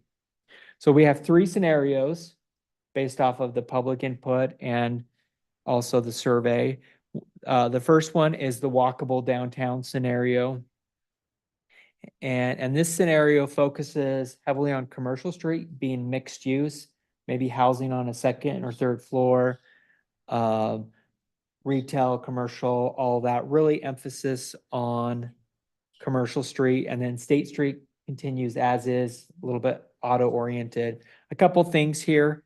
So yeah, sorry, these are giant posters in the city office, by the way, you need to look there. But this one has a rec center in the downtown. It also has, what is that street? Is that 375 East? Anyway, a street connecting by 7-Eleven, the gas station in. So we would close State Street and Commercial intersection and then take a new road in there behind the gas station. And then also connect in, from over by the Nye subdivision in. And so this would be mixed use. And then also, oh, that's on a different one. And then a fish pond. So that's the big idea for the downtown. And I'll show these a little bit more. So would that be essentially a dead end there where the current intersection of State Street and Commercial Street are? Yes, Or and, is? and actually, this idea here is all of this would be redeveloped. And the right of way is owned by the railroad, so buildings cannot go on it unless that changes, but parking could go on it, maybe a plaza or something there. So new commercial buildings where those homes are. You know, you're talking about private property and if and when people sell. Yes, absolutely. The idea and how you do this is you incentivize. We incentivize that change and that development. And then the city could play the role in moving the street and making some of that happen. And that's where the RDA comes in. And just working with landowners. Citywide and the trail system, so the scenario for the trails on this vision is really improving the city network within. All of the green ones are, I don't know if this will let me zoom in on PowerPoint, but the plan is to really improve the network, the sidewalks, the trails within the city, all of that. That is the main trail scenario. One thing through this process we discussed that was non-negotiable was a trail on the whole Weber River from end to end. All three scenarios have that. Based off of everything we've heard and discussed, we felt like from Morgan residents, that was non-negotiable. We want that Weber Nicholson Mile Trail end to end. So that's in all three. You'll see on the parks, we have the fish park. We also have a river park that could be kayaking or river surfing or something like that. And then we connect into the Riverside Park, the Wilkinson Center, and then the fairgrounds. So it's really cool that you already have these three open spaces on the river. And so we're adding two more. I've got a little bit more on detail on this. So this one also includes a pedestrian bridge over to, what could be an event center in the co-op building. The Caboose Park, or excuse me, the Caboose area becoming a park. That's in here as well. And then you'll notice on some of the buildings that, mixed use buildings, also Plaza downtown. So that's the walkable downtown scenario. The second one is reimagine State Street. What if we flipped it a little bit and said, what can we do to State Street? In this case, looking at the land use here, the blue areas are a little bit more mixed use on State Street. We've got the pedestrian crossing. We also have the street where Industrial Road continues through and connects in behind. And then we also close down that intersection. Commercial Street fills in as existing retail. I'm going to back up one I didn't mention. This mixed use actually pushes out into the mobile home area. And the premise is that the mobile home would be replaced somewhere else in the city. Yes, it's moving, which is expensive and a pain, but would require the cooperation with the owner that homes are moved and that happens. It's not a forced thing, it's just a discussion thing. Okay. Reimagine State Street. And then also what's a fun idea, I'll show some pictures on a little bit, is that this river-oriented commercial. I've got some good examples of that. So really having some restaurants or Yeah, businesses. hang on a second. We're waiting for the lag to catch up and Okay, us to get the sorry. new map. Come on, it's been up here for a minute. There we Go. go. Wow, okay. So there's that street connection. I was talking about industrial going through. And then mixed use on State Street. The McDonald's, the Ridley, some of these would stay as is, but other ones, particularly the older homes, would be redeveloped. as mixed-use building. And then on the river and state is where some more retail and really orient towards the river. For the trails plan, this one really focuses outward. Not on the river, next to the river. You can do that. You can through raising it up and going through the FEMA process. And part of this, Ray, is that the open space parts would be closest to the river and not necessarily buildings, which is a little bit different. I'll show you an example here in a minute. For the trails, the focus is more on the soft surface trails on the perimeter. Trail on Canyon Creek, trails up on the foothills, really kind of those perimeter soft trails, and then a few trails and bike lanes within the city. Okay, last one is building on existing assets. This is basically if Morgan continued to do what Morgan City's already doing, and then we made a few changes, what would you see? The land use isn't that big a difference. It's basically filling in what you already have. Commercial on State Street, like auto-oriented commercial, and then retail and restaurants kind of in the commercial street area, just kind of filling in. I didn't mention the parks on the last one. Sorry, I'll back up again. The park concept here, you'll see there's 3 new parks. One on the North Morgan, kind of near the freeway down there. There's a stormwater basin, so tying in there. We do have the crossing, the pedestrian trail crossing under the freeway on this one. And then also some kind of neighborhood park in the dairy if that were to develop. And then also a regional park somewhere in the southwest of the city. Neighborhood park. So more parks kind of spread out. And then the idea of a rec center would actually be closer to the high school. That's the concept of where the rec center would go if it happened. So moving on to the building on existing assets.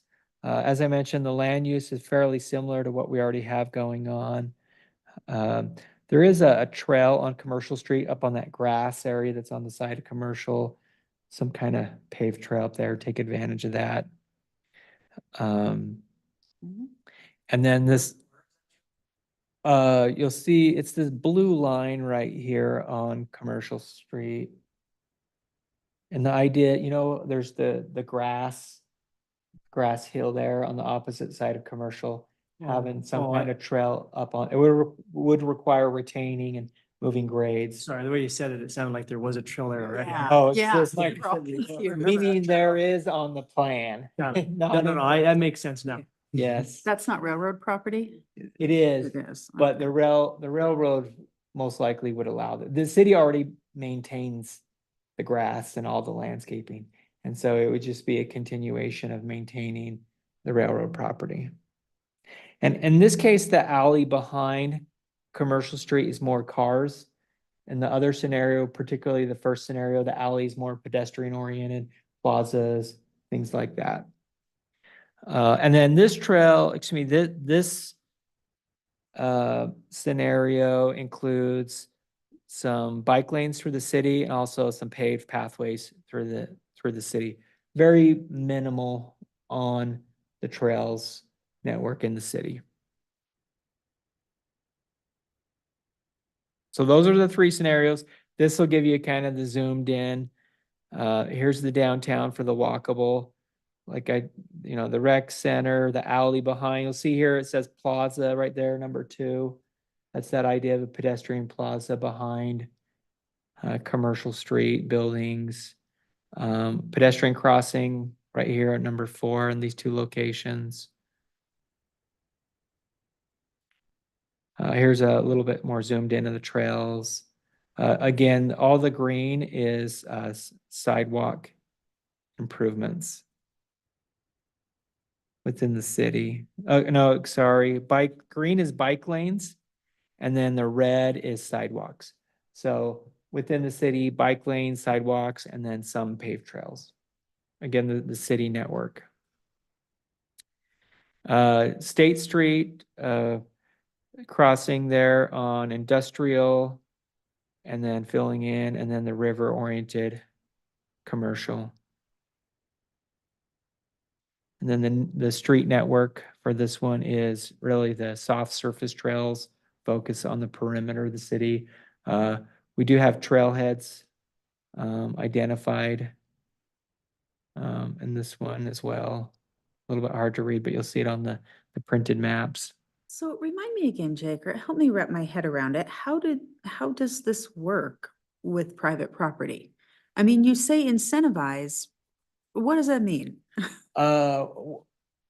Making, it's common sometimes for where you do an easement, where you say you continue to own the land, or we're gonna have a legal access where we could put a trail through and the public can go on the trail, So we're but they taking can't go on. people's land.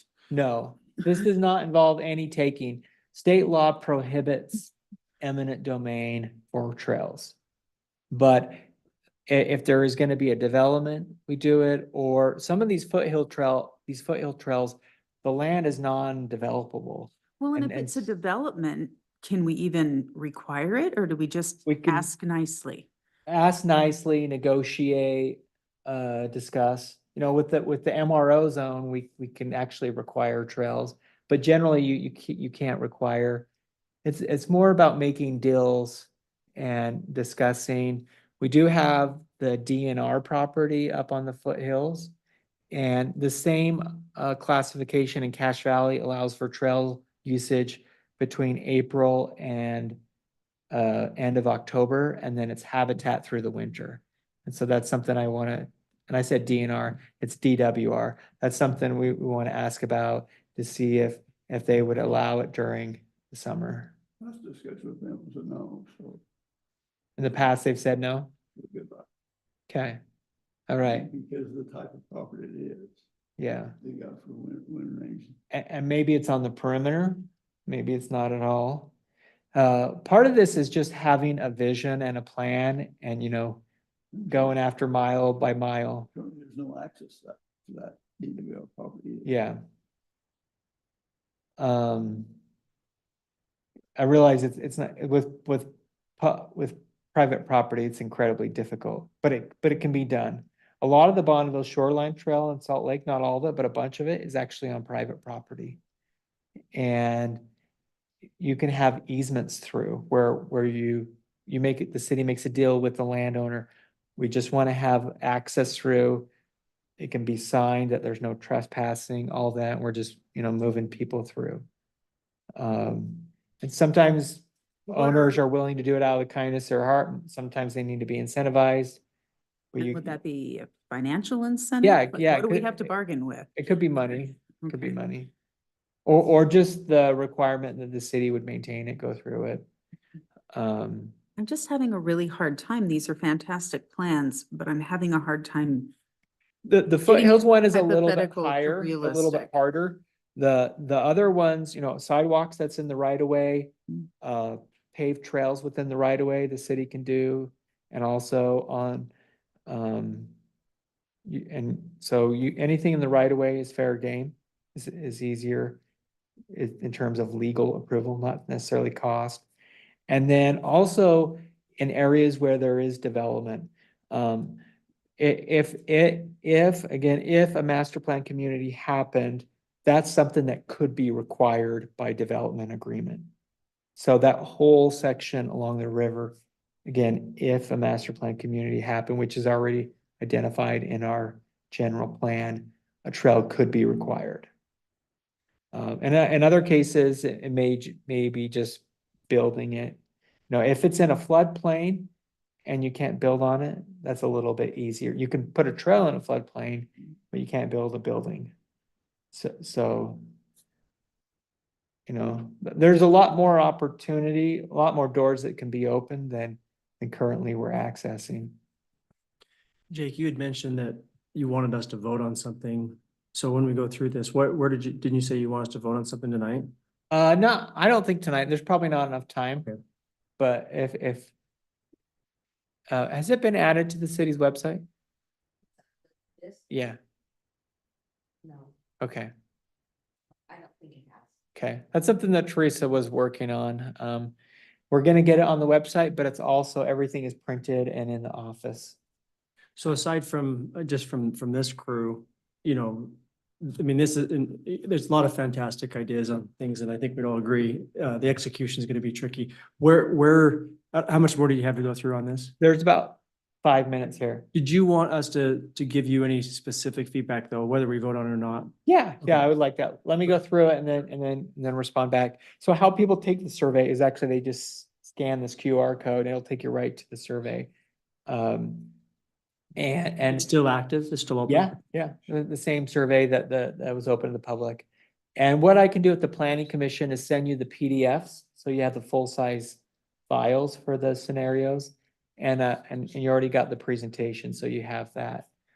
So you can do it that way, or you can come in and look at the paper copy, which I really like. I think you'll like doing it that way as well.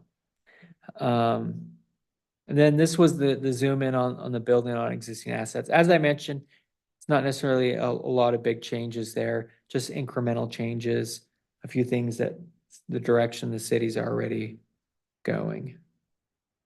I want to touch on just a few of the big ideas. Making Commercial Street mixed use. This is from Bountiful Chalk Art Festival. Thousands of people go to it. Oh, hold on, sorry. Delay. Question, Jake, while you wait for that, so you were wondering if the QR code was on the city website? Yeah, For the survey? the link, yeah. Yeah, it is. If you go to Departments of Planning, no, wait, go to the news page, Okay, the news page. and then it's on the news. Okay, okay. We talked about trying to get it on the homepage as well. Okay, It's on the latest, if you click latest news, then you can find it. okay. So this idea of, what's great about Bountiful Main Street is it's not a UDOT highway, just like Commercial Street, so you have that advantage. And in this case, you have people spending all kinds of time doing this cool chalk art for free, and then you bring in thousands of people. The ice cream place in Bountiful ran out of ice cream when I went last year. This is my neighbors right here. They did this whole Chronicles of Narnia. You see it in there. And my other neighbor won the best chalk art. So people spend hours on it, and they'll cover it with plastic so it's in case it rains but having the mixture uses.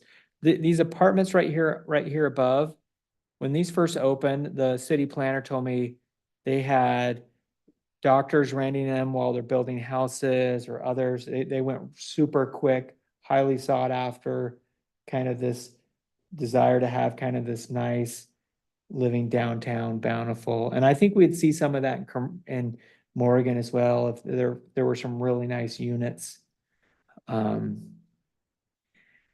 Here's some examples of mixed use buildings in Boise, but I could totally see this in Commercial Street, State Street area. This is the parklet idea I was talking about, just something, taking up a parking spot and having on-street dining. They can be cheaper or more expensive, but a great way to just add on. You'll lose a couple stalls, but man, does it add a lot of options for on-street dining. Also, this idea of an activity plaza, outdoor furniture, hangout, propane heaters to take off the heat a little bit, something to do. I've seen this in Park City where they have giant connect the dots or the plank things in cornhole, just fun activities for people to do when they're hanging out, giant chests. This is Logan, which just rebuilt their Center Street. Coming. So yeah, Logan rebuilt the Center Street, and it's totally different now. The business is just way up, activity level. On the left, this is just a tiny little alley. We have that option here for dining, public access, nice little, cute option. And then on Center Street, some planters, outdoor dining. Just kind of shows you what you can do, and that's been very successful in Logan. This next one that's loading, These are the concept plans that we did for the train, Caboose Park, just seating. It's really slow. Seating, maybe food truck, some historical exhibits. I like the new sign by the train depot. I think that was done very tastefully. Telling people how cabooses are unique. As I've had this conversation with a few people, they don't realize cabooses are no longer used on trains, and it's kind of this, in your mind, you think every train has a caboose, and they don't. They're not used anymore, and so it's a fun history. And of course, what kid doesn't want to climb on it and get a picture taken, and their mom can Instagram them, the people that come to Morgan. But a really cool, unique opportunity, and embrace that heritage. The next kind of big idea is all about trails in the city. Kind of, again, the paved trails in the city, I think the more we can do of those, the better, by incentivizing, making deals with landowners, all of that. And then these ones on the left, these are from Daybreak. These are stormwater basins, which, typically is just stormwater, but now they have trails for, pump tracks and jumps, and you see, neighbors could be sitting across the street on the porches watching, kids on bikes, and how cool that. I could see this being very popular in Morgan, just having more trails even within the city on these underused areas. And this is actually something, yeah, a lot of kids I had a lot before it was built, that we all build our own little trails on, and all that. This is taking that on an official public scale and a little bit bigger, and bringing the fun into the city. The next one is from Logan, what they have on the river. It's a project that's about 10 or 15 years old. It's called the Riverwoods. I don't know if you've seen it or been there. There's a hotel and a couple restaurants right on the river. So the hotel's off to the left,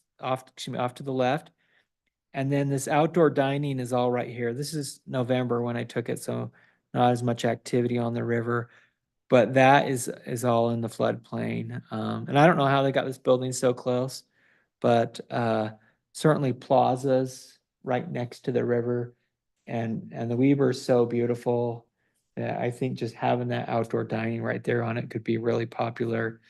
You remember the place up Ogden Canyon that just closed down, the Oaks? That was, if you ate out there, that was awesome. The building felt like it was going to fall apart and down, but if you could get a spot on the river, totally have this opportunity being underused. And again, in Logan, they have something like that. I've just a couple more here, and then you can give me your input. And you can also follow up with emails as well. The next big idea we heard from the public is really taking advantage of the river. This is a really cool place right here. This is called Kelly's Wave. It's in Cascadia, which is just south of McCall. And these are river surfing. So this is a wave right here. You can take tubes on it. You can take paddle boards. You can take kayaks. You can take a mattress on it, a blow-up one. We were here for a family event, and just people having so much fun. This would take a lot of work and a lot of money, and you have to change those check dams and all that, but it can be done. And this would have certainly put Morgan on the map, because there's nothing like this in northern Utah. You basically, you almost have to go to Moab, or I don't even know where. Green River, Wyoming has this, I think. They have a river park, and then Golden, Colorado has one of these. But oh yeah, that's true. Ogden does have one. But you tie this and the downtown together, and you're bringing in folks. And if that tubing from Hennifer Inn could end in Morgan, that's a lot of business and opportunity. Okay, just a couple more here. I'll fly through these ones quickly. The next one is, it's backing up. Actually, it's the fishing pond. There we go. So this is in Idaho Falls. There's the Snake River in the background. The city already owns property that it's talked about doing the fish pond. And the idea is bringing water in from the river and then it goes back out to the river. So kind of a storage and, you know, the concept's pretty basic, fishing pond, trail around it, something to do. That's a great idea there. The rec center, there are options out there in terms of how to, you know, maybe work with other districts. I know the school district isn't big on it, but maybe there is an opportunity over time, or maybe the county. And the question of how is it paid for is the big question. Wasatch needs to build it, huh? There we go. Why wasn't that in the lawsuit? There is a allocation of funds that can be used for things like that. You just have to convince certain people that that's where the money should be spent. There we go. So new parks, that's nothing like significantly different. And then the last one here is small ideas. It's loading here, but the idea of the pedestrian light. I don't know if you've been to Kaysville. They have that little theater on Kaysville. It's on Highway 89, so it's on a state highway. You know, press the light, cross the street. This one is a different one, but it looks just like that. You press the light and cross the street. And then, of course, a bridge across the river would be really nice. And then this one here on the right, this is a trail under, which you already have, but this is a really cool thing. This is in Gunnison, Utah, and something that the mayor did 10 years ago, that they call this the Dragon. And so it has this cool artwork going under. And if you've ever been under a bridge when cars go under, you know, it makes that sound. That's the dragon roaring. And so kids kind of get excited about it. Of course, when it's a semi truck, it's really loud. So having some artwork or something going under a bridge, I thought that was really cool how they did that. Is our bridge still set up to have the new bridge on Young Street? It's being built that way, right? The trail going under the Young Street Bridge. Oh, is it Yeah. over right now? Okay. Under construction. I haven't, guess I didn't drive over there. Yeah. Take a drive. Okay, or a walk. There, I walked. Don't drive under the bridge. Okay, so the scenarios is not like, you're not picking which scenario you like, it's like shopping for ingredients. So as you take the survey, you're telling us what do you like within the scenarios and what do you don't like. And so we come out of this with the new vision, you know, combining ideas. So then the next step is prepare a vision and kind of celebrate it and move into implementation. And there's the plan of how do we implement, and then there's the next 20 years. We're not going to do this overnight. But without a plan, you actually can't apply for trail grants. Like until you have a plan, you're actually held up on a lot of things. And the goal is an adopted plan that you know the planning commission takes a vote on, and then the city council, and we can say this is our adopted plan. Okay, that's it. So we'll email out the PDF posters and you can take it that way. And also they're in the city office, and we're going to send out emails to the planning commission, the city council, our stakeholders. We have 90 emails from the public who have said that they want to know more about this process. And so we're going to email them. And right now we're about 25 responses and we want to get to 100.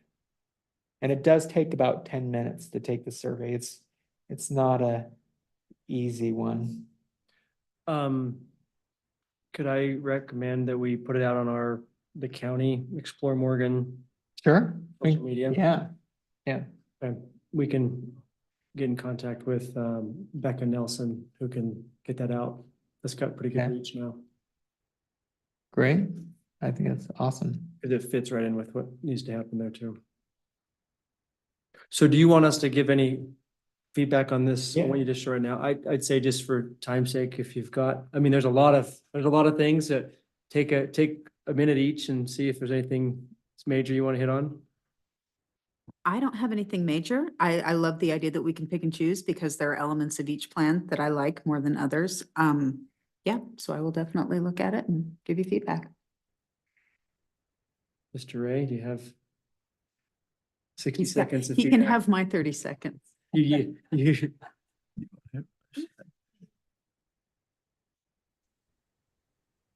I get, you need to have a plan. I don't follow that. I get hung up in the details of how to make it happen. That's where I get hung up. Well, that stuff was planned is never gonna happen till after eternity's passed and gone. Because of things that I understand and know about. But I think a plan's great. I just am not sure how to implement certain parts of it. Trails and stuff, I think we can implement those right away, that kind of stuff. Some of those other things, I don't know how to get implement them. Okay. Well, and that begs the question. I mean, is it better to have a plan that we don't think we'll ever be able to implement, or should we simplify the plan to something that we think is more attainable? I think the plan should be visionary. If it's never achievable, then we could pull it. But if it requires some pushing and maybe stars aligning in the future that we don't know about. And we leave the door open for that. Yeah, I've helped a community in Cache Valley build their Bonneville shoreline, and they've received 500,000 in state funding the last 2 years. One city, almost 500,000 for trails. So, and that's because they have a plan in place, they have willing landowners, and the city is pushing for it and making those applications when others aren't. I think trails and parks are feasible. I do. Some other stuff, I'm not sure that we're having. Parks, yes.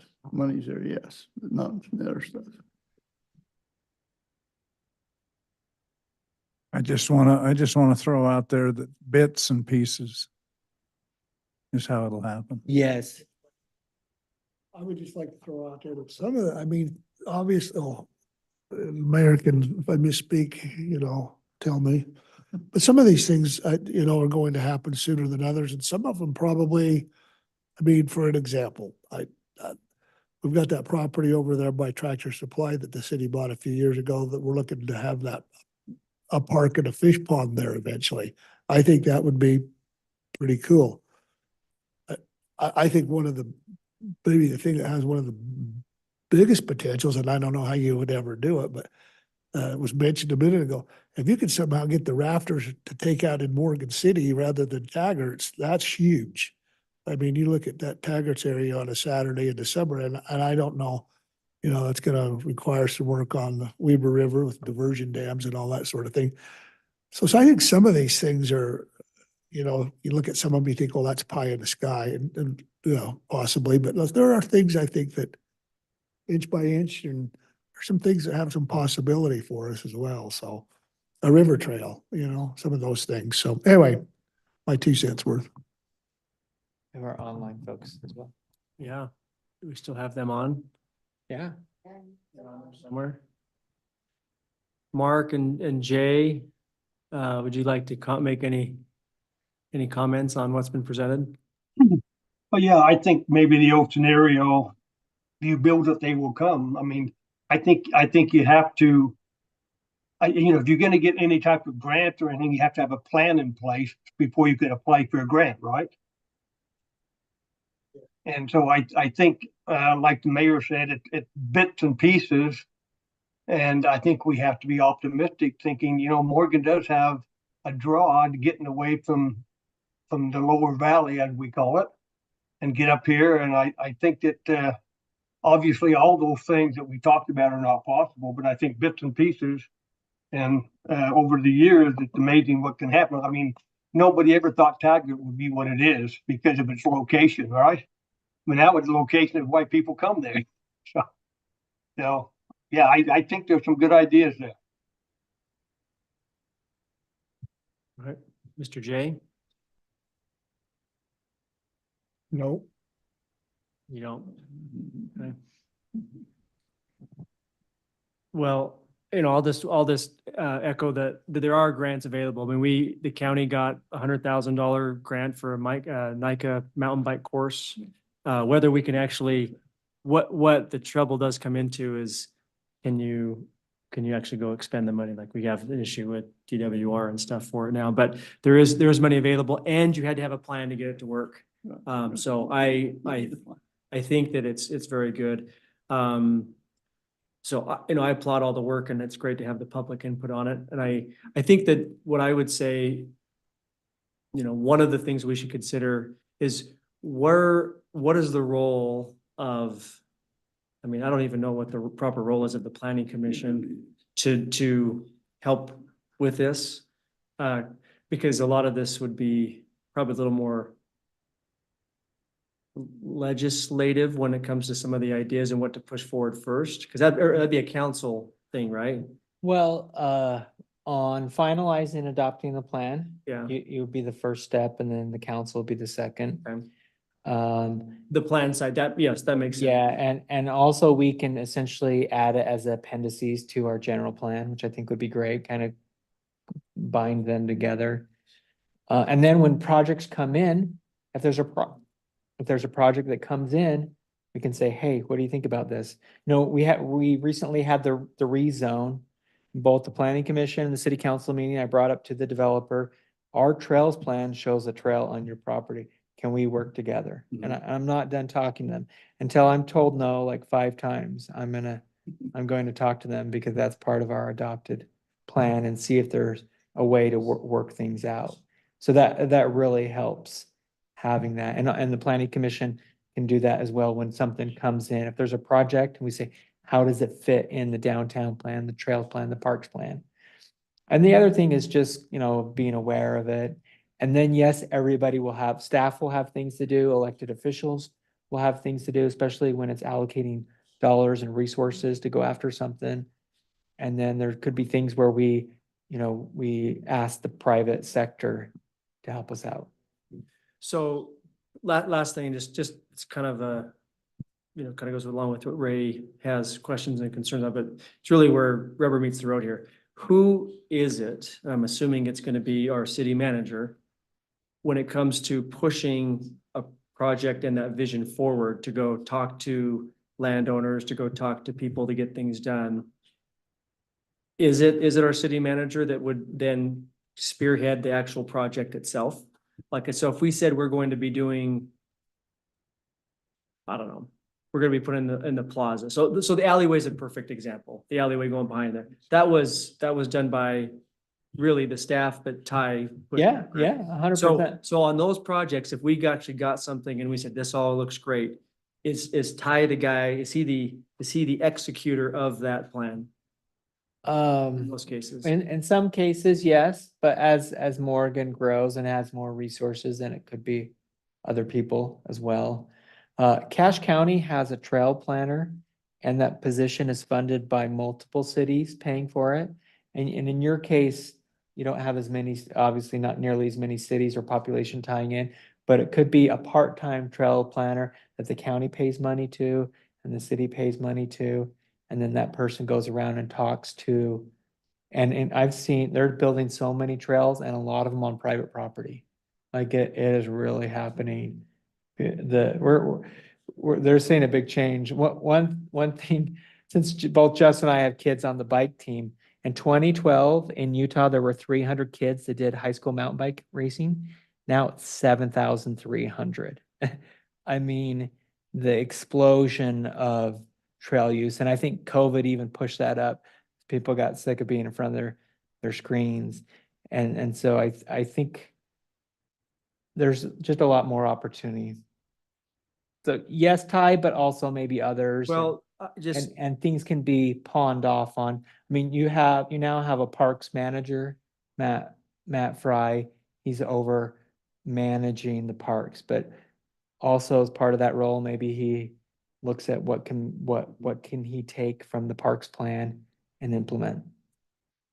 Yeah, well, I just think as we get into it, few things kill things fast, like projects and just visions quicker than not having someone who's actually pushing it. Yes. Everybody's in charge, so no one's in charge. I've seen it on the different government levels, and so when we get to that stage, I think that'd be good to address. But one other thing, I know you just say this, one thing that came up in the county trails meeting was the plan's in place, there's been adopted. And as they start to go through it, one of the kind of, not an oversight, but something that's not really accounted for is the maintenance of these trails. And so if we do go after grants, very rarely will they include, hey, who's taking care of this thing after? So they'll give you the money for the infrastructure and the upfront stuff, but after that, on a paved trail that looks amazing, there's several paved trails, or there's a trail that I know they have down Mount Green, paved, looked beautiful, and now it's garbage because there's no one to take care of it. There's no money to take care of it. So that'll also be part of that there. Yeah, and I think, trail maintenance probably needs to come out of the city budget if, as part of this. And just like, there's city money and state money for roads. Mhm. And also that's actually where tying back in certain trails, maybe not the soft surface trails, but other trails as transportation. Then I think that does open doors Mhm. to some of that helping with the maintenance.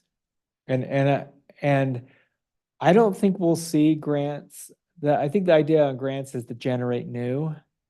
And then a lot of time it is on the cities to keep maintenance. That's right. And certainly we should be willing to maintain what we're gonna build. That's right. Well, I think it's exciting. I mean, it's good to see it come, and we'll see how we can execute on it. Yeah. Okay, well, we'll get that information back for us to Yep. take In the morning. yeah. Okay, Or if you want to walk over to the city office, come over tomorrow or this week or next week and look at the paper copies. Tell your friends. so That's It's the same. Mhm. So the next agenda item was just open discussion for topics. I don't know if anyone has a desire to go over more things, but I guess I'll leave that open. Does anyone else have anything specific that we want to discuss right now? Jay and Mark, do you have anything more? I don't have anything more. Thank you. Okay, Nope. I can't see you, but I'm gonna imagine that you're shaking your head. There you go. See, I knew it. Yes. It's a J head fake. I've seen it. No, I think the only thing I'll say is I think that you've got a group that is very willing to see things happen. I think we do a lot of talking and a lot of things that are exciting when we talk about it, and we want to see things happen. So, I think when we talk about what we as a commission can do, let's get things done. Like we want to see things happen. And as we explore these things, there's new restaurant owners that I've recently talked to personally, restaurant owners that want to come into town. That's high on the list. I know there's people that want to see things happen, and if there's anything more as a commission we can do to help connect that. I know our role is somewhat limited, and that might be more of a role of the council, city Yeah. council, but One thing that'll be coming down the pipeline that's included as part of this project is updating the ordinances for the downtown, the commercial street area, and probably looking at State Street as well. So that, as part of the project, we'll create the ordinance, but it'll be your role to review and advise and recommend. So that'll be a big one. And the idea that the new ordinance is, how do we open the doors so the private market is incentivized to create what's in the vision towards it? It's not just gonna be skyscrapers or something like that, but also how do we incentivize some new development, particularly on the older dilapidated properties and things like that? Where do we want this new development? And so in some cases, the private market will help us achieve that vision. Sorry to extend this, but one thing you did bring up that I don't know if we can do this, if we've done this before, but there have been projects that we have approved, whether it's signage, whether it's, an example would be, we heard from McDonald's and how they went through that process and how they did their landscaping and all that. We talked about it a lot. I don't know if we've done it in a meeting where we've actually reviewed how well those went out and if we feel like we did a good job as a commission. But if there's ever an after action review that we could do as a commission to say, hey, this is what it, this is what was presented. This is what it turned out to be. And we can look at each other and be like, we did great, or we can be honest, say, wow, we maybe missed the mark on that.